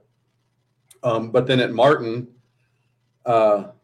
even his parents were nervous. I talked to Dr. Drayton and Drayton, his dad's a dentist, and then his mom, and they were nervous as cats on the hot tin roof, proverbial. And I told them both after he was in the 20s after day 1, he's good. I said, what? I said, he's good. He can't fall out. Oh, we don't know that for sure. Well, Tucker came in and he increased his weight. I said, if he holds his weight at 8 pounds, he's fine, because that's what he was reporting on Bass Track. The lowest he could get was 80 points, even if he finished last. Yeah, and I told him that. That was it. Right, and I told him that. I told his parents that, and they said, "Well, that's comforting. Thank you." And actually, I called him during the day. We've seen him as a dentist. That's why I have his number. But Tucker came in, and I'm doing my filming with him because they wanted him on the Impulse social media. And I said, "Congratulations." And he goes, "It's not official yet." I go, "Dude, you're not going to finish any worse than 4th. What? You can't fall out." No. It's not. He was, and so I said, "Look, here's what it is. You had this many points. You're this far up. You can't, you'd had to finish dead last to make, oh." So I finally got him to say something on camera about making the elites and what it meant to him, but it was before the actual announcement, and he didn't want it. So he was nervous, very nervous on the day 1 at Martin. But he's been a chosen one. Well, let me say this about him. And I think the younger guys in general, they spend so much time evidence. He's saying he's going to go to Guntersville this afternoon. If they get 2 hours, they go to the water. Yeah. But I did a photo shoot with him 2 years ago. And I'm on the water with him, and we started talking about Aaron naturally. And I'm telling him some Aaron stories from the 90s.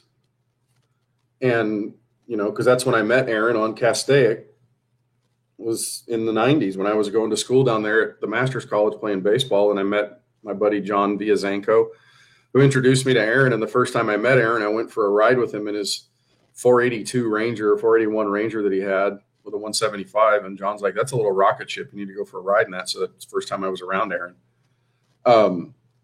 And knew him ever since. That was 93.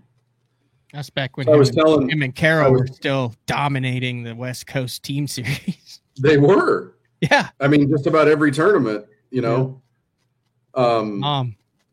And I was telling Tucker these stories, and we finished for the day, and he walked up to me at the end of the day and he shook my hand. And now this kid is at the time, what is he, like 20? What year would it have been? It was 2 years ago. Yeah, he's 23 now. So 2021. Yeah. Right. And he walked up to me, shook my hand, and he looked at me and he said, "Thank you for telling me those stories about Aaron. That means a lot to me." Mm-hmm. And I went, "Oh, you're welcome." But in my mind, I'm thinking, A, you actually listened? I'm 50 something years old and you're 20 something. But then you think enough about the topic to pay attention, and not only pay attention, but thanks for sharing the information. I don't know. It impressed me. Mm-hmm. And he is dang good. He's dang good. Well, like I said, we just spent the last hour and 20 minutes kind of going chronologically through. And if you wanted to put that in 20 seconds, you put that in like another sport, it'd be like a kid who was tutored by Tom Brady in throwing the football, won 4 or 3 high school national championships, went undefeated all 3 of the years, and was the player of the state player of the year those 3 years, was a 5-star recruit, went and won a national championship as a starter his freshman year, went undefeated that freshman year, and played ahead of the senior quarterback who then went in the first round and mentored him his freshman year, then lost his wide receivers in the transfer portal and still won another national championship, and then went number 1 overall in the draft. And now we're waiting for, I mean, that if you wanted to do the comparisons with Tucker Smith and fishing and football, that is 100% a parallel comparison to what we've seen. And we've never seen, I mean, that doesn't happen in football like that. No, and it's a testament to, I guess, you know, and there's some things about college fishing that probably need to get worked on, and high school stuff, fish care, you know, operating boats, some of the unwritten rules, blah, blah, blah. But I mean, what have they always said? To be successful in the sport, you got to have two things. You got to have a young body and an old mind. I thought you just had to have rich parents and be good at live scope. Or work really hard at it. It depends who they is, Dano. Yeah, who's they? It depends who you're listening to with they. Well, no, okay, I'm 54 years old. I've been doing this a couple years longer than you. That's what they always told me. Have a young body and an old mind. But we also have to mention, like, dude, that controversy that he went through on Gunnersville last year, like, he's going to have to work his way around that. Fishermen and people are elephants in this. Like, people don't forget. You mean the Eufaula thing? Or yeah, what did I say? Gunnersville? Eufaula. Yeah. Eufaula. The Eufaula deal. And then kind of the fallout around that, and then the message boards and all that. Like that's a sticking point with a lot of people with Tucker Smith. But he handled it. He handled it face to face. He said his statement, he put it out there, and then he didn't address any of the BS. Right. Yeah. He handled it like a pro. So. And that's the way you got to be. I mean, dude, James Niggemeyer told me something one time that it was a piece of advice that Dean Rojas gave him. Said, James, everybody loves you. You'll never hear anybody say a bad thing about you, but you haven't won anything major yet. Yeah.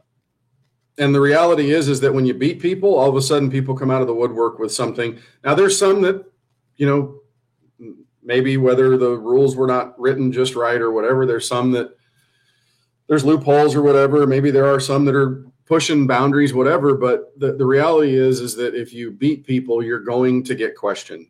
Yep. And it happens consistently. But you also, if you're doing it right, be able to get around the bumps in the road. You mentioned Dean Rojas. I don't think a lot of people remember the fact that Dean had a very public DQ back towards the beginning of his career on the Red River. Yeah. And that blew up. It just wasn't the social media, and he went on KVD. He's been DQ'd. Alton Jones, he's been DA. I mean, all these guys have had it. Now, where I, as someone who follows it, who's passionate about it, who fishes it and fishes in it, I can understand mistakes when they're made. Like, that's why you have the rules. It's how you bounce back, how you behave, how you do it after. Where I start to get a little wonky on it is when I gotta be careful what I say here. Where I start to question things is when it becomes a pattern. Correct. That's where I raise an eyebrow. And I didn't have Tucker on last year after it. I didn't have him. I talked to him a couple times this year. Like I said, I met his parents at the Classic last year. They're very involved. Like, they're invested. They're involved in his career and the whole process. And I was like, dude, I talked to him at Leech, actually helped him bag his fish on day 2. And dude, he's still just a little bitty guy. He was talking about how when he was tiny, I could picture him in 8th grade playing football. Who let him put the pay? He had to be like 60 pounds. Yep. But like, dude, I'm like, I got to get him on the show. And then when I started doing the research, it's, I mean, there's never been, I mean, look at this. Everything on here, Dano, is something he has won or accomplished, or a title. It's never been done before. And the kid's 23. Nope. I mean, I'm looking at, my man fishing. I still got 2 third-place trophies from the Lake Thunderbird Wednesday night championship up there. Like, and I'm damn proud of them. Yeah, I have I have 8 total wins in my career and 2 club Angler of the Year titles I can claim to my name. Yeah. And that's the best I've got. But yeah, I mean, and I'm glad you're on 54 to years talk old. about that, because I know, like, I mean, obviously, as soon as I came on here, people were like, I bet you're not going to ask him about it. You don't have the balls to ask him about it. Rich is on here saying that his nickname should be Lil Deputy, which is kind of funny. But Little what? Lil Deputy? Little Deputy. But like I said, he's going to have to deal with that. And from what I've seen so far, fantastic job. I'm a Tucker Smith fan. Yep. I get it. There you go. All right. Speaking of someone who has a lot of fans, Bryant Smith is like kind of launched himself into the stratosphere of professional bass fishing on the NPFL, the Opens, the Elite Series, and now he's on the verge of winning the U.S. Open with almost a 3-pound lead over Kyle Grover, and they're out on the water today. 2-pound lead. 2-pound lead. 43.89 to 40 or 43.84 to 41.88. So it's 2 pounds. Oh, yeah, you're right. Yeah, I've never been good at math. I mean, is he going to win this thing, Dano? So we had a little bit more wind today, but he did tell me, let me pull up the conditions real quick and see what it says. We were expecting more wind.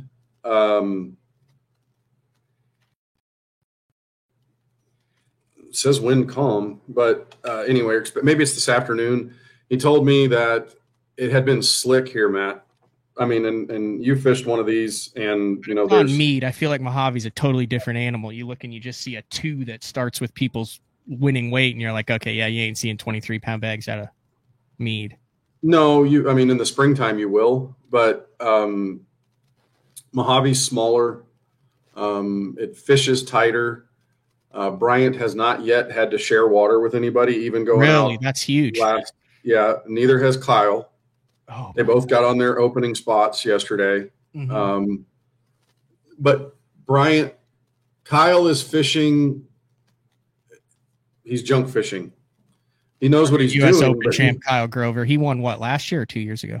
Last year. And Bertrand won the year before. And last year it was all live scope, drop shot minnows, and you know, the jig head minnows.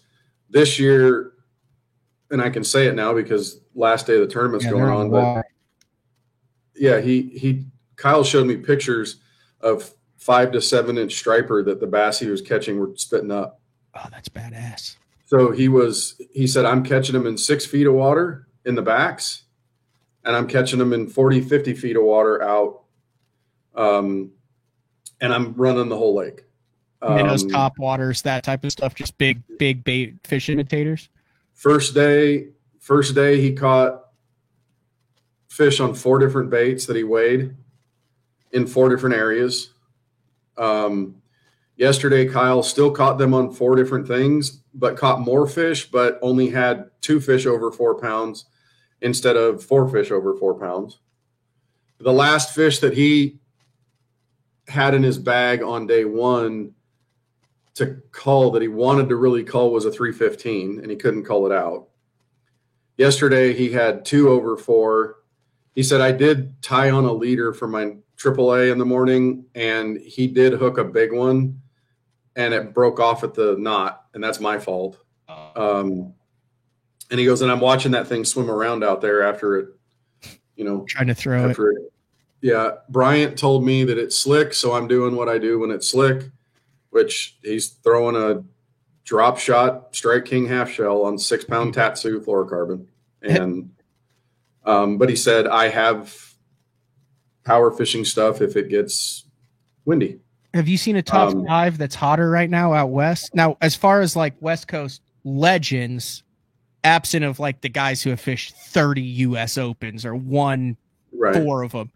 But with Bryant Smith, Kyle Grover, Spencer Sheffield, Josh Bertrand, and Julius Mazie in the top 5, like you got 5 guys that I think all launched their boats this morning expecting to come in and hold the trophy up, even if they're 3 or 4 pounds back. And the one who seemed to jive with this lake surprisingly the most is Sheffield. Sheffield told me yesterday it feels like Champlain. Obviously, the landscape's different, but the way the fish set up, and he's catching them as deep as 40 to 50 feet, he said. Last year, so the first year he was here, he said, I caught 5 of every 10 fish that I threw at. Last year, I caught 1 of every 6 or 8. He's up to 6 of 10 on this one, and it was a bait change. And he's not told me what it is yet, so I couldn't get it out of him. But he said I just needed to do something different to present to them differently. Wow. I know he wants this tournament badly. Bryant wants this tournament badly. Kyle certainly would love to repeat. And Julius is just out having a good time. He's just out having a good time. He's just riding the wave right now. He said, well, I definitely feel less pressure going out today than I did yesterday or last year, that I'm in second place. Bryant's the one he goes, maybe Brian will get spun out. But Bertrand is Bertrand, steady as anything. I mean, his weights were steady. Of course, Bryant's were steady. Julius got on a bad rotation on day 1. So he got onto his rotation on yesterday. And Cody Steckel. How far back, Dano? Like 44-34 is leading this thing. How far back today, realistically, can a guy make a run at this thing and come in with a shot of winning? I honestly think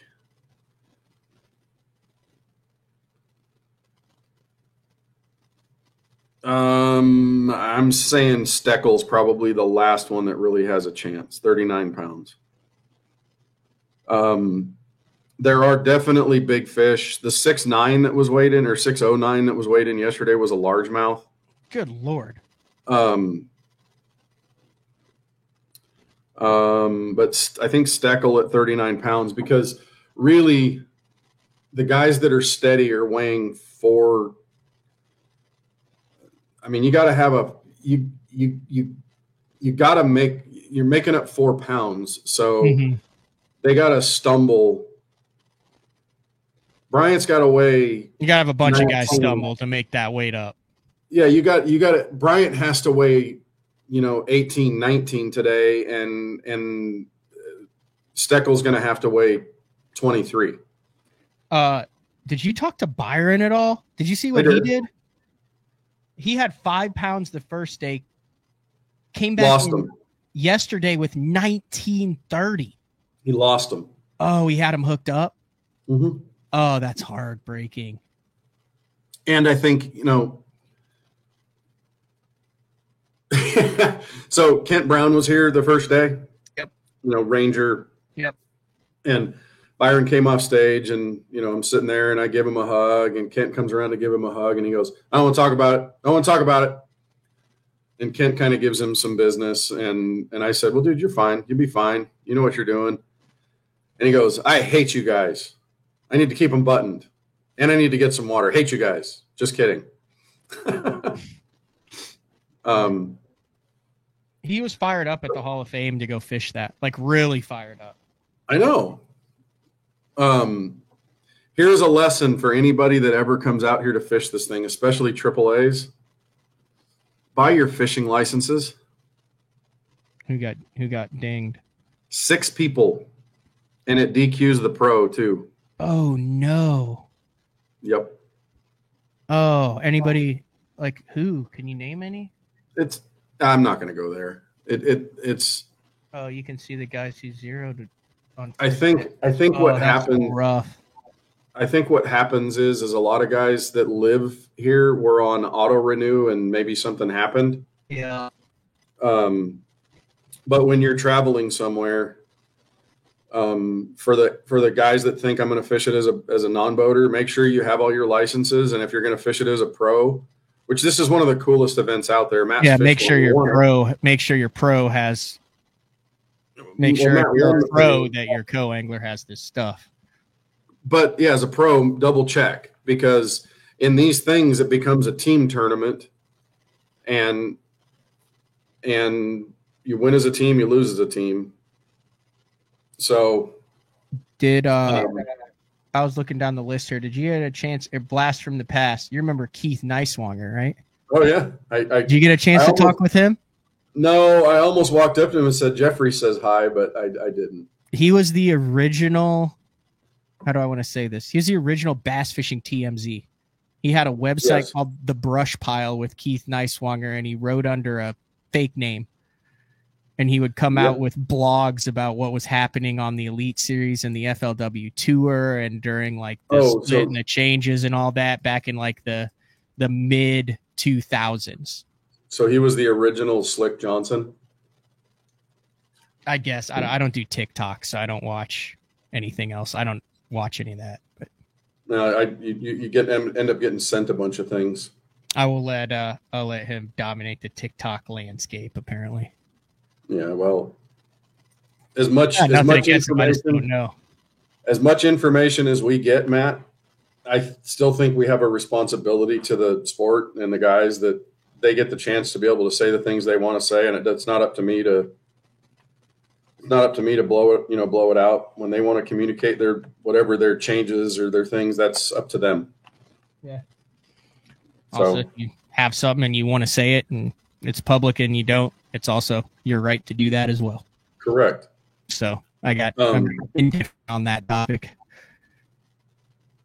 So, but yeah, Keith Neiswanger. I'd love to get a hold of him. Do you have contacts for the U.S. Open? I wonder if that would be. Like, I'm a media member, right? I can forward it to you. Dude, I would love to get him on the show. Like his stuff was always like very like witty, right? Yeah. Yeah, it was. And he'd do that. What would he do that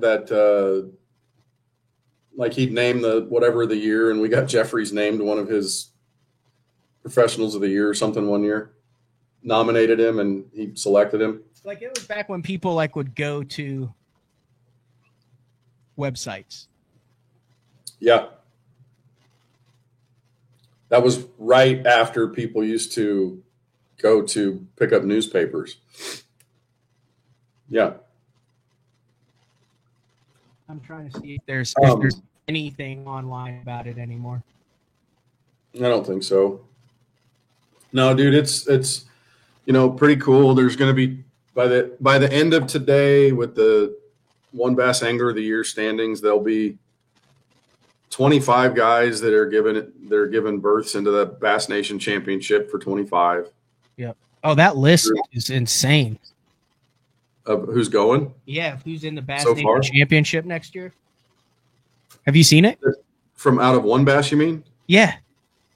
Oh, I mean, it's Grover. It's here. I got it right here. It's Alex Klein, Joe Arube, Nick Wood, Chris Raza, Brandon Mowers. I just don't want to not name someone that's like big out there that I haven't heard of. But then Austin Bonjour, Kurt Dove. Raza. Yeah. I've known Raza for 30 years. He learned to flip from D. Well, that's pretty strong. We're talking D. Thomas, the father of flipping. I learned to throw jerk baits from Chris Raza. There you go. He's one of the most well-rounded fishermen out there. He also lost a bunch of fish yesterday. Here's a funny story from Raza. He is witty as anything, but dry about it. There's a guy that used to fish out here. He now lives in Tennessee named Mike Tuck. And when punching came out, in the 06, 07, 08, whatever it was, when it started happening, Raza's going down a bank and he's flipping, punching. And Tuck looks at him and goes, Raza, I didn't know you know how to punch. And Chris looked at him and said, you mean flip? It's flipping. Yeah. That dude has been 1/2 day away from winning the One Bass Daiwa Angler of the Year in the past. He's won more money on the Delta. I mean, he's one of those guys that all the old guard, that's one they always feared was Chris Raza. That's cool. A couple other guys. Roy Hawk, Lead Series, the whole 9 yards. He's done it. Julius Mazy's fishing good now. Bill Brown, Justin Patton. There's some names. And then you go over to the AAA side. Salvucci Lake Mead Open as a AAA, finishing the top 5. So now someone's Some poor soul's going to go to the 2025 Bass Nation Championship. Well, and have Nick was Salvucci in the back of the boat. Salvucci was a casualty of his boat being broken. Yeah. And they needed AAAs. Yeah. And then I'm sure he got in the boat and was like, step aside, amateur. let Nick Salvucci lead you to the promised land. I'll show you where to go. I'll show you where to go. But still, at the Bass Nation, someone's going to look back there and have U.S. Open champ Nick Salvucci fishing behind him. Yeah. Yep. No, that's an impressive list. Uribe's on there. Technically, Ish is supposed to be on there, but because why they made he?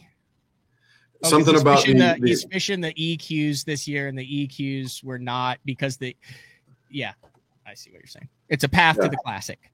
Yep. So if you're fishing another tournament with a path to the Classic, which the EQs are, I actually called Billy Egan and asked him about that. Yeah, and Bryant, it looks like Bryant will be one of those, but he's not. Yeah, he won't go on. So then it goes down to the next 5 to stack the 5. Right. Now, if the 25 is like in the fall, which it obviously is, now I don't know where it's going to be. I don't either. My God, you put that on a Clearwater Lake with spotted bass, and we're pretty much screwed with this group. I mean, that's fair assessment, is it not? Yes, and then you get the one where what if they're going to a lake that they've got the big gizzard shad or whatever, and all of a sudden the glide bait guys come out. Yeah. Hey, how many Kleins are there that fish on the West Coast? Obviously, Gary Klein originally from the West Coast. I'm pretty sure Alex is his nephew. Yeah, Steve and Steve is his brother, and there were 3 of them fishing Clear Lake, I believe. There's 3 of them here because there's Nick that is qualified through Clear Lake. Then Alex, Mr. Clean, is qualified through Shasta, and then Gary's kicking butt in the U.S. Open this year. Yeah, and then Gary's brother Steve fishes as well. So there's 4 Kleins that fish. Yeah, and Steve and Alex, and the other one. Todd Klein is spelled differently, completely unrelated. That's not. Todd Klein's the surfer. I'm buddies with Todd. He's having a good event too. But just I was saying the names. I mentioned Todd Klein, different Klein, K-L-I-N-E versus K-L-E-I-N. There's Steve Klein and there's 2 brothers, Alex and another brother. I don't know that he's qualified to go back there yet. That fish. Steve is Gary's brother, and then they're all related somehow to bet the Hall of Famer Gary Klein, like the Gary Klein. Not Todd Klein, but yes. Yeah. like the Gary Klein of 30 Bassmaster Classics and fishes BBT right now. Yeah. Right. No, Todd Klein's a former professional surfer. And now a One Bass Hall of Famer. A Bass Fishing Hall of Fame and a One Bass Hall of Famer. Yeah, really? One Bass inducted Gary Klein, Dave Glebe, and Gary Yamamoto this year into the One Bass Hall of Fame. Did you not think if Tucker went out there, he would like maybe take him 3 or 4 years before he was like fishing on the final day to win a U.S. Open?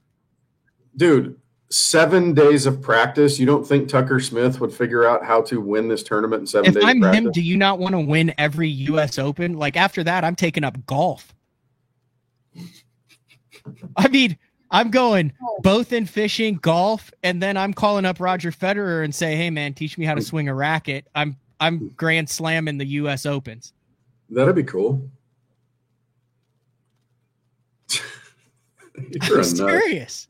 You're a nut. You just want to clean house on the U.S. Anything that's a U.S. Open that you can win is prestigious. Even if Johnny decided to name it after. I'd love to be. That's true. For those That's true because he did win that Bass Pro Shops U.S. Open.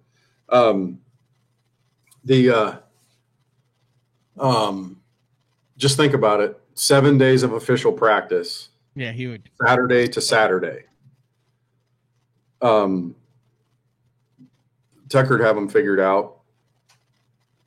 What do you think that was like? Like, who do you think had the call that was like, dude, who's going to tell Johnny that we already have a U.S. Open?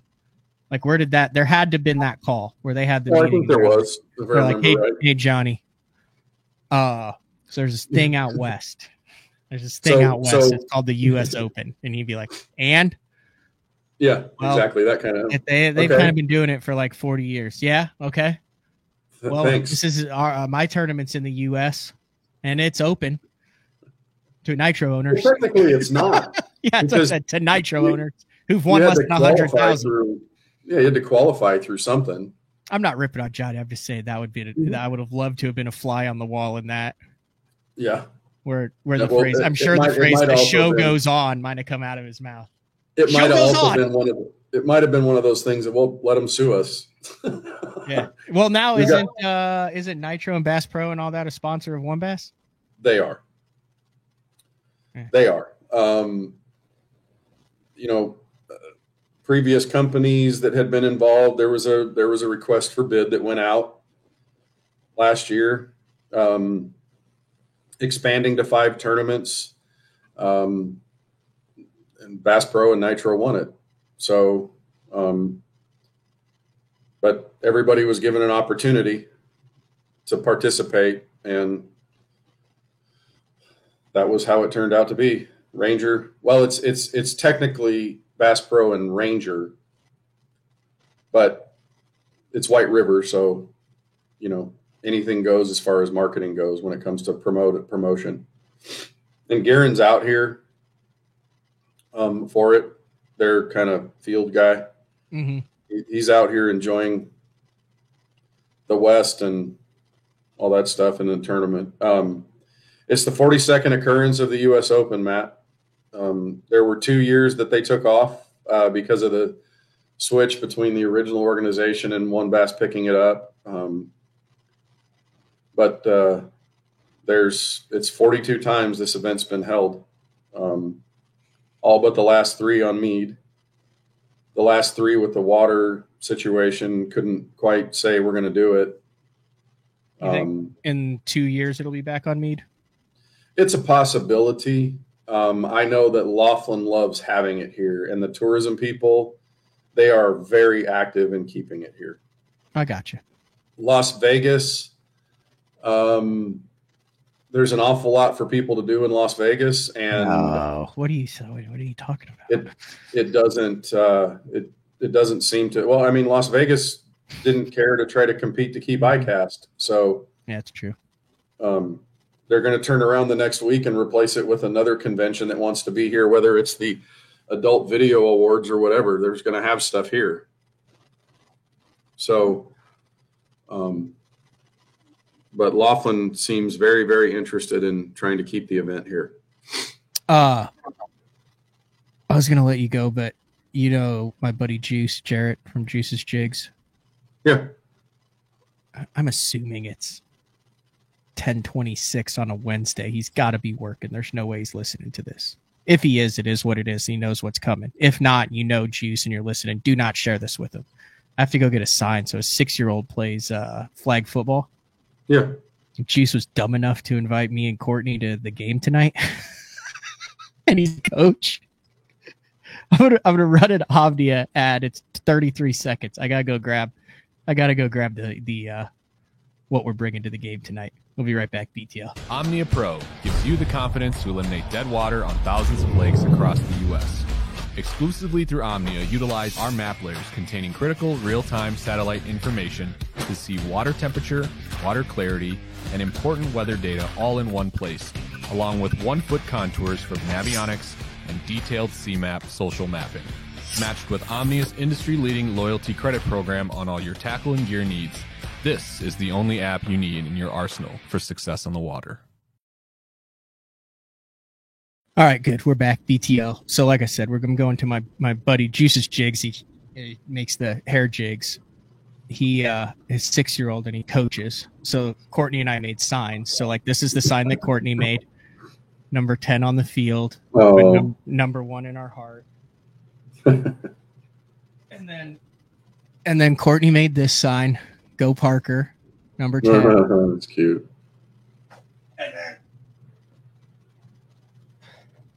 And then I made this sign. Number 10 is better than his dad ever was.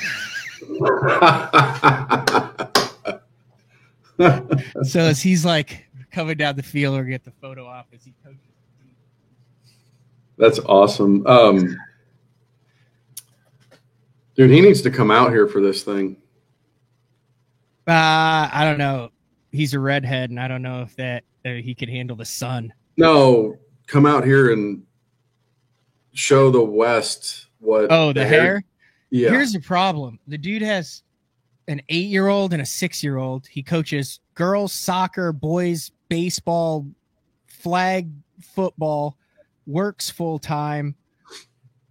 He just doesn't have any time right now. Like, no, it's next year. Set it up to be here as part of Sponsor Row. Show off the jigs. Get the West to buy him more. He's selling out in 2 minutes. He just sold 140. He's trying to do an October drop and build them, and he's like, it's going to sell out again in a minute and a half. Yeah, I get it. So it's good. Marketing is marketing. It is. I agree. I would like to get him out there. He's going to Mexico in December with us.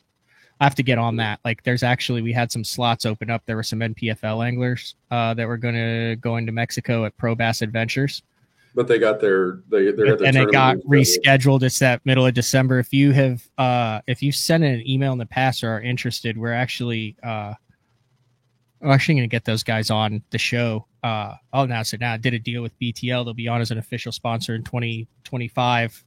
But that December, it's like the 7th or 8th through the 14th or 15th. For the guy put Ultrek on the boat there. You have 2 options. You want to go to Mexico, drink 7-ounce Pacificos, not look at a screen, have it completely off, and have the guide in the back of the 18-foot Ranger run the trolling motor and take off all your fish while you bask in the glory of topwater and swim bait bites. Have at it. You want to tell that guy to take the day off, engage the trolling motor, and scope your heart out on El Salto. Have at it.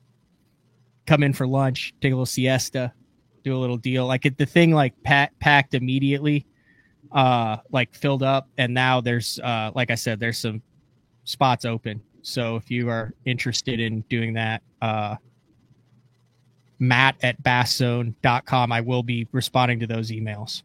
Let me guess. You opt to let them take the fish off the hook for you, don't you? No, last time I went, I will let them net it if it's over 4, just because of where you are in El Salto. It's like it's not like you've got like an ER down the road. You know what I mean?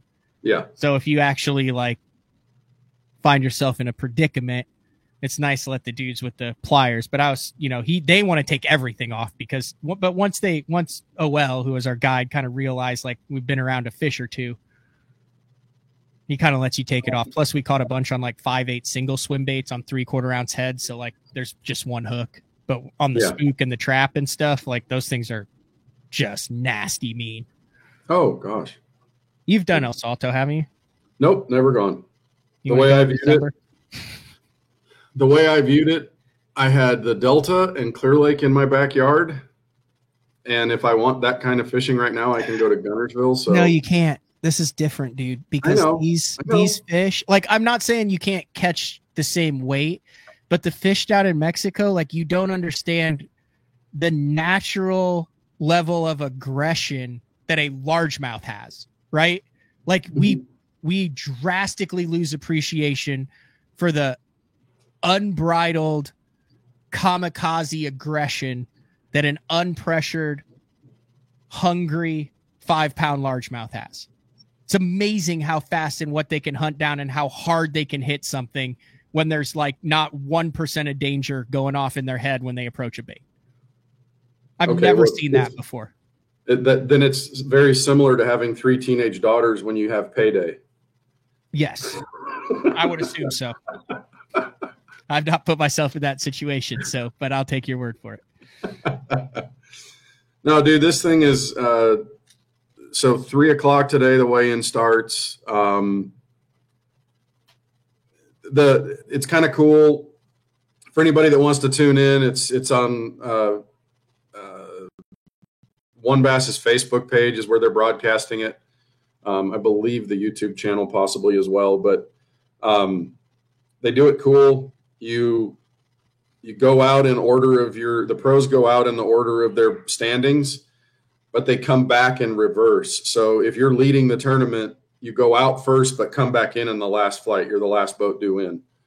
So, in the past when this thing was run, you were trying to keep people back, and you have fish care problems and stuff like that because they're sitting in a marina or sitting in a parking lot trying to set up so 3 o'clock till probably 5, they'll crown a champion. One Bass WONBASS YouTube channel live. You can watch it. Yep. And the standings are at One Bass Events, WONBassEvents.com. The daily stories, of course, first 2 days, you don't get much out of them. How many of the top 10 are throwing dice, Dano? I've been following the One Bass, like in the story, out of the top 10, if you do the top 10 baits, how many guys got one? Okay. One die. And I'm pretty sure it's Julius. It looked like it was a nail weighted die, in my opinion, from the pictures that I saw, similar to what Easton Fothergill was throwing on Leech. Yeah. Cause, I know that's what Julius won Lake Mead on. And I did ask him yesterday, same stuff as Mead. He said, yep. Wow. Well, it was on the One Bass Instagram. And they'll take pictures and post them, but they're not showing who. Yeah. They don't show who, which is smart. Yeah. It's a freaking caveman. Caveman's using the most progressive bait on the market. The caveman? Julius. Yeah. That dude's smart. If you guys, he's got a lot of cool JD, like he's extremely knowledgeable on JDM stuff. Yeah, he is. Like I'd say one of the most knowledgeable in the country when it comes to JDM products. I keep trying to remember the first year that we did the live show that Mark and Dave came out here. I want to say 12. It's a long time ago. But I think that was Julius's first U.S. Open. He was fishing as a AAA. Yeah, probably. And he was fishing with Brett Hite. I think he had just turned 17 or 18 or something, and I think that was his first U.S. Open, but it was a AAA. And he led one of them at Mead and had a rough final day and fell off. So he felt like when he won at Lake Mead Open in September that he'd kind of gotten revenge on that. He told me. There you go. And he chased the Opens for 4 years or 5 years, Yeah, I talked to him on a lot on the Opens. I was surprised he didn't. It was just, I think he just needed one of those to click and he would have been off and rolling. It's real hard to get on a roll in the Opens because there's so many uncontrollable variables. From guys coming out here, I mean, legitimately, the only body of water, there's 2 bodies of water out here that hold major tournaments that are anything akin to what happened, what it is out east. And that is the Columbia River and Mead. The rest of them are smaller than anything we fish out there for the most part. The Coosa River lakes are pretty small. But this one's only 28,000 surface acres. And I know that feels big, but compare that to Kentucky Lake, which is 140 miles long. Plus, there's not a lot of hidey holes on that. Isn't it kind of just like boom with points, and then you run out on either end? So yes. It's not like Mead where you can like go on a typical Lake Mead. You can get the hell off in Vegas Walk. You can go up to the Gibson Bed. You go up to Overton. Yeah. You excited? You were impressed? Temple Bar. Yeah. You can run all the way up the Colorado River if it's good. Of course, you got no signal or anything up there. You better be able to get back. But the here it's different. And Clear Lake, it's the largest body of water totally within the borders of California, or largest natural reservoir, whatever you want to say. But it's only 19 miles end to end. Mm-hmm. And you get out on Gunnersville and you realize that's, an eighth of the size of the lake that you're fishing. And so these things get a ton of pressure. And these guys keep figuring out how to drop giant bags of smallmouth on the scales. And to make things, more interesting here, when Bertrand won with his 20 plus a day average, that he did 60 some odd pounds in 22, all of a sudden every other tournament circuit in the nearby area started bringing at least one of their tournaments here. So this place has just received a tremendous amount of pressure because of the visibility that the U.S. Open brought to it. So they're saying it's fishing better than it did last year. Some of it's bait change, some of it's, which is weird too, because the water's warmer this year than it was last. So it was slick. It was slick for 2 days, and they caught heavy. Dude, there were 9 bags over 20 pounds on the first day of the tournament. Yeah, it was and impressive. there were It looked fun. 27 bags over 18 on the first day. I want to wrap things up. I do want to mention this. I still get asked about this a shocking amount. I believe you're the last person in the bass fishing world to see Bradley Hallman in person. He went to. He's going to be upset that he was even mentioned in the podcast, but I could bet 100% he's not listening right now. So. No, I can too. You give us a Bradley Hallman update. He's loving his life. He's doing the dad stuff, going to Sooner games, although that's got him frustrated, just like the rest of us. We're not even bringing that up. I'm going to the homecoming game at 11 versus South Carolina. Dear God, yeah, beat South Carolina. But rocking and rolling, doing his thing. Yeah, hunting, caring for his land, and hanging out with the kids. Don's working as hard as ever, and looks good. I know this. The boat is still sitting in the garage. I didn't see it because I didn't go to the house, but he's told me the boat is still sitting where it was when he brought it back from the last Elite event in 23, and it still has the same 3 spinning rods on it that were there when he came back from the St. Lawrence River, and hasn't moved. He's happy. We went to, what's the name of that Mexican restaurant he loves there? Friday nights. Tahara-Mara's? Yep, Tahara-Mara's. We went there again. That place is dangerously good. I know. They have the giant plates. We were there, obviously we were there for you that they put them in the oven with the plates on. Like they never say like, hey, like this plate's approximately 600 degrees. They just put it in front of you. Melt through the table and land on your lap. And you just slightly move it and you're like, ah! Tahara-Mara. Yeah. And then what's funny, Bradley loves his hometown. He loves Norman, and he's a very friendly guy to everybody. And, you're sitting in there, and people that were there for Tennessee for the game, had heard this was the place to be, and some guys showed up, and we were getting ready to leave, and it was about time to shut it down. I guess they were not serving anybody else, and they walked in and they were looking, and the guy says, no more. Bradley went outside. The guys had Ubered over there. There were 2 of them. He went outside, started talking to them. And the next morning when we got together, he's like, yeah, I took those guys over to this other restaurant because I knew they could get some food over there. I drove them over there, and they bought me a beer, and we sat there and talked for a while. That's cool. All right, Dan, I'm 2 hours and 10 minutes into the show today. I know you got to head over there and start getting things dialed in for the final day weigh-in of the One Bass U.S. Open, the 42nd edition. Yeah, just Bass U.S. Open. Check it out. There's a lot going on with it. There's a bunch of stuff coming out, AOI, all those things. It's going to be a cool day. Also big thank you. I'll let you roll, Dano, because I'll say a little piece. I appreciate it, man. Boomer Sooner.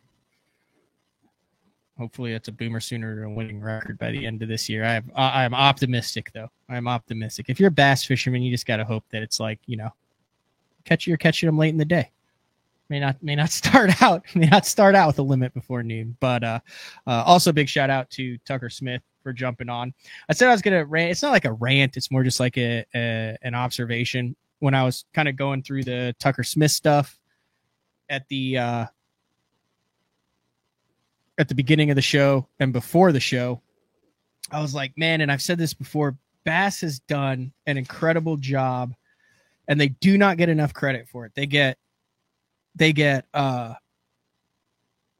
picked apart for decisions that they make. And I've had this conversation with a number of different people over the past year. There's nothing wrong with being critical or taking a close look at any organization, regardless of what you're in, especially when it's a for-profit organization that you put your money towards or have the opportunity or option to put your money towards. That being said, there are two organizations right now in the world that you could make a full-time, living as a professional angler that offers the platform, that offers the pedigree, the validity that validates it. And that's Bassmaster. And it is MLF, old FLW. It's been around for a long time. A lot of guys over there make a great living. But on the Bassmaster Elite Series, man, it just seems like they've been getting drilled a lot for every single decision they make. And like I said at the beginning when I talked about the power breaks, you can't make everyone happy. But one of the things that they don't get enough credit for is the developmental process that they have done with the junior, the high school, and the college levels and the open levels. When I first started covering this game in 07, 08, and 06, those were the first 3 years, there was so much talk about how hard it was for the rookies to survive on the Elite Series because they weren't ready for multiple day tournaments. They hadn't fished outside of their region. They weren't ready for the entry fees. They didn't know what it was like to travel. And Bass, looking at the health of their organization, said, okay, what can we do to better equip our anglers so when the ones that want to go through all of those levels, that want to become professional anglers, are in a better spot when they actually make it, when they realize their dream and it becomes a dream instead of a nightmare. And they started, they had the casting kids and all that, which is the reason why I'm in the sport, but they started with the juniors, which then went to the high school. And then you saw, like, today was a perfect example. 2018, 2019, 2020, Tucker Smith, he met Aaron because of Aaron's daughter and their relation with the school and the high school fishing program. And you look at how many of these young anglers started at that high school level and then they went to the collegiate. Like it was nothing. He wasn't even thinking like, oh yeah, like all these different schools wanted me. Like that didn't exist. Like that was built by Bassmaster, who then also added the high school All-Americans in, which highlighted 10 anglers who have both on and off the water accomplishments. You look at the college program, and when I joined it, Steve Bowman, who's in the Bass Fishing Hall of Fame, who's on involved with that. He was like emceeing the 2007 college national championship. There were 36 boats in it. You look at what, and just Bass, Wade and a number of other anglers have a big part of that too.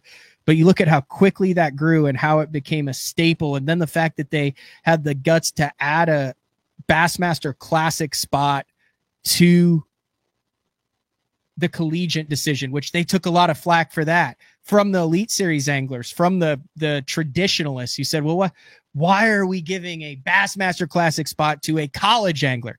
Well, look at the college anglers who have qualified through that bracket and the ones that are on the Elite Series now that are winning Angler of the Years, that are winning Bassmaster Elite Series tournaments, that are winning Bassmaster Classics.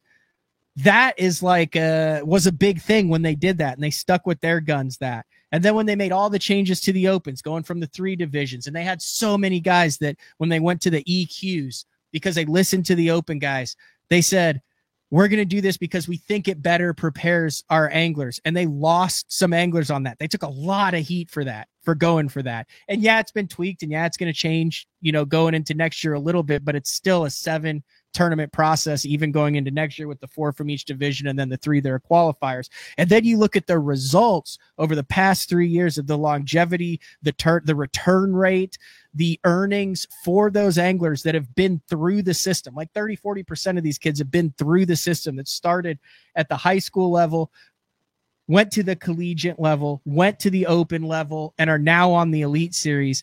And it's like, there's still some people that are shocked as to why 22 to 26-year-olds are not only competing, but are thriving on an Elite Series that traditionally required 3 years to just know that you're going to survive, 5 or 6 years to get your feet under you, and then you start making the good living. It's that they had the freaking blueprint. They did it, and we are seeing the fruits of that labor. And along the way, each step, there are a lot of people like, this is stupid. Why are we doing this? Why are we doing that? So I don't think Bassmaster gets enough credit for putting their neck out, for putting resources to it, for saying, how can we make this a better platform for our anglers? Are there still things that are broken? Yes, but show me any major platform with this many independent contractors in it where everybody's happy with the system.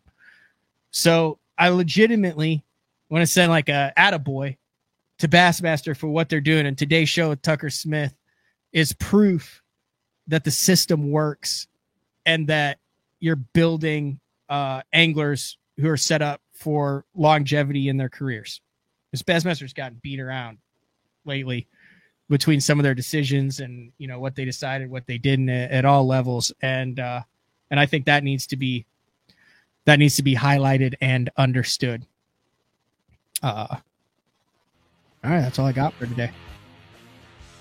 Dakota Ebert's going to come out later today on a recorded show. Then tomorrow we're back live. Frank Scalish, 8:30 a.m. Central Time on a Thursday. Talk later. Watch the WON Bass U.S. Open weigh-in.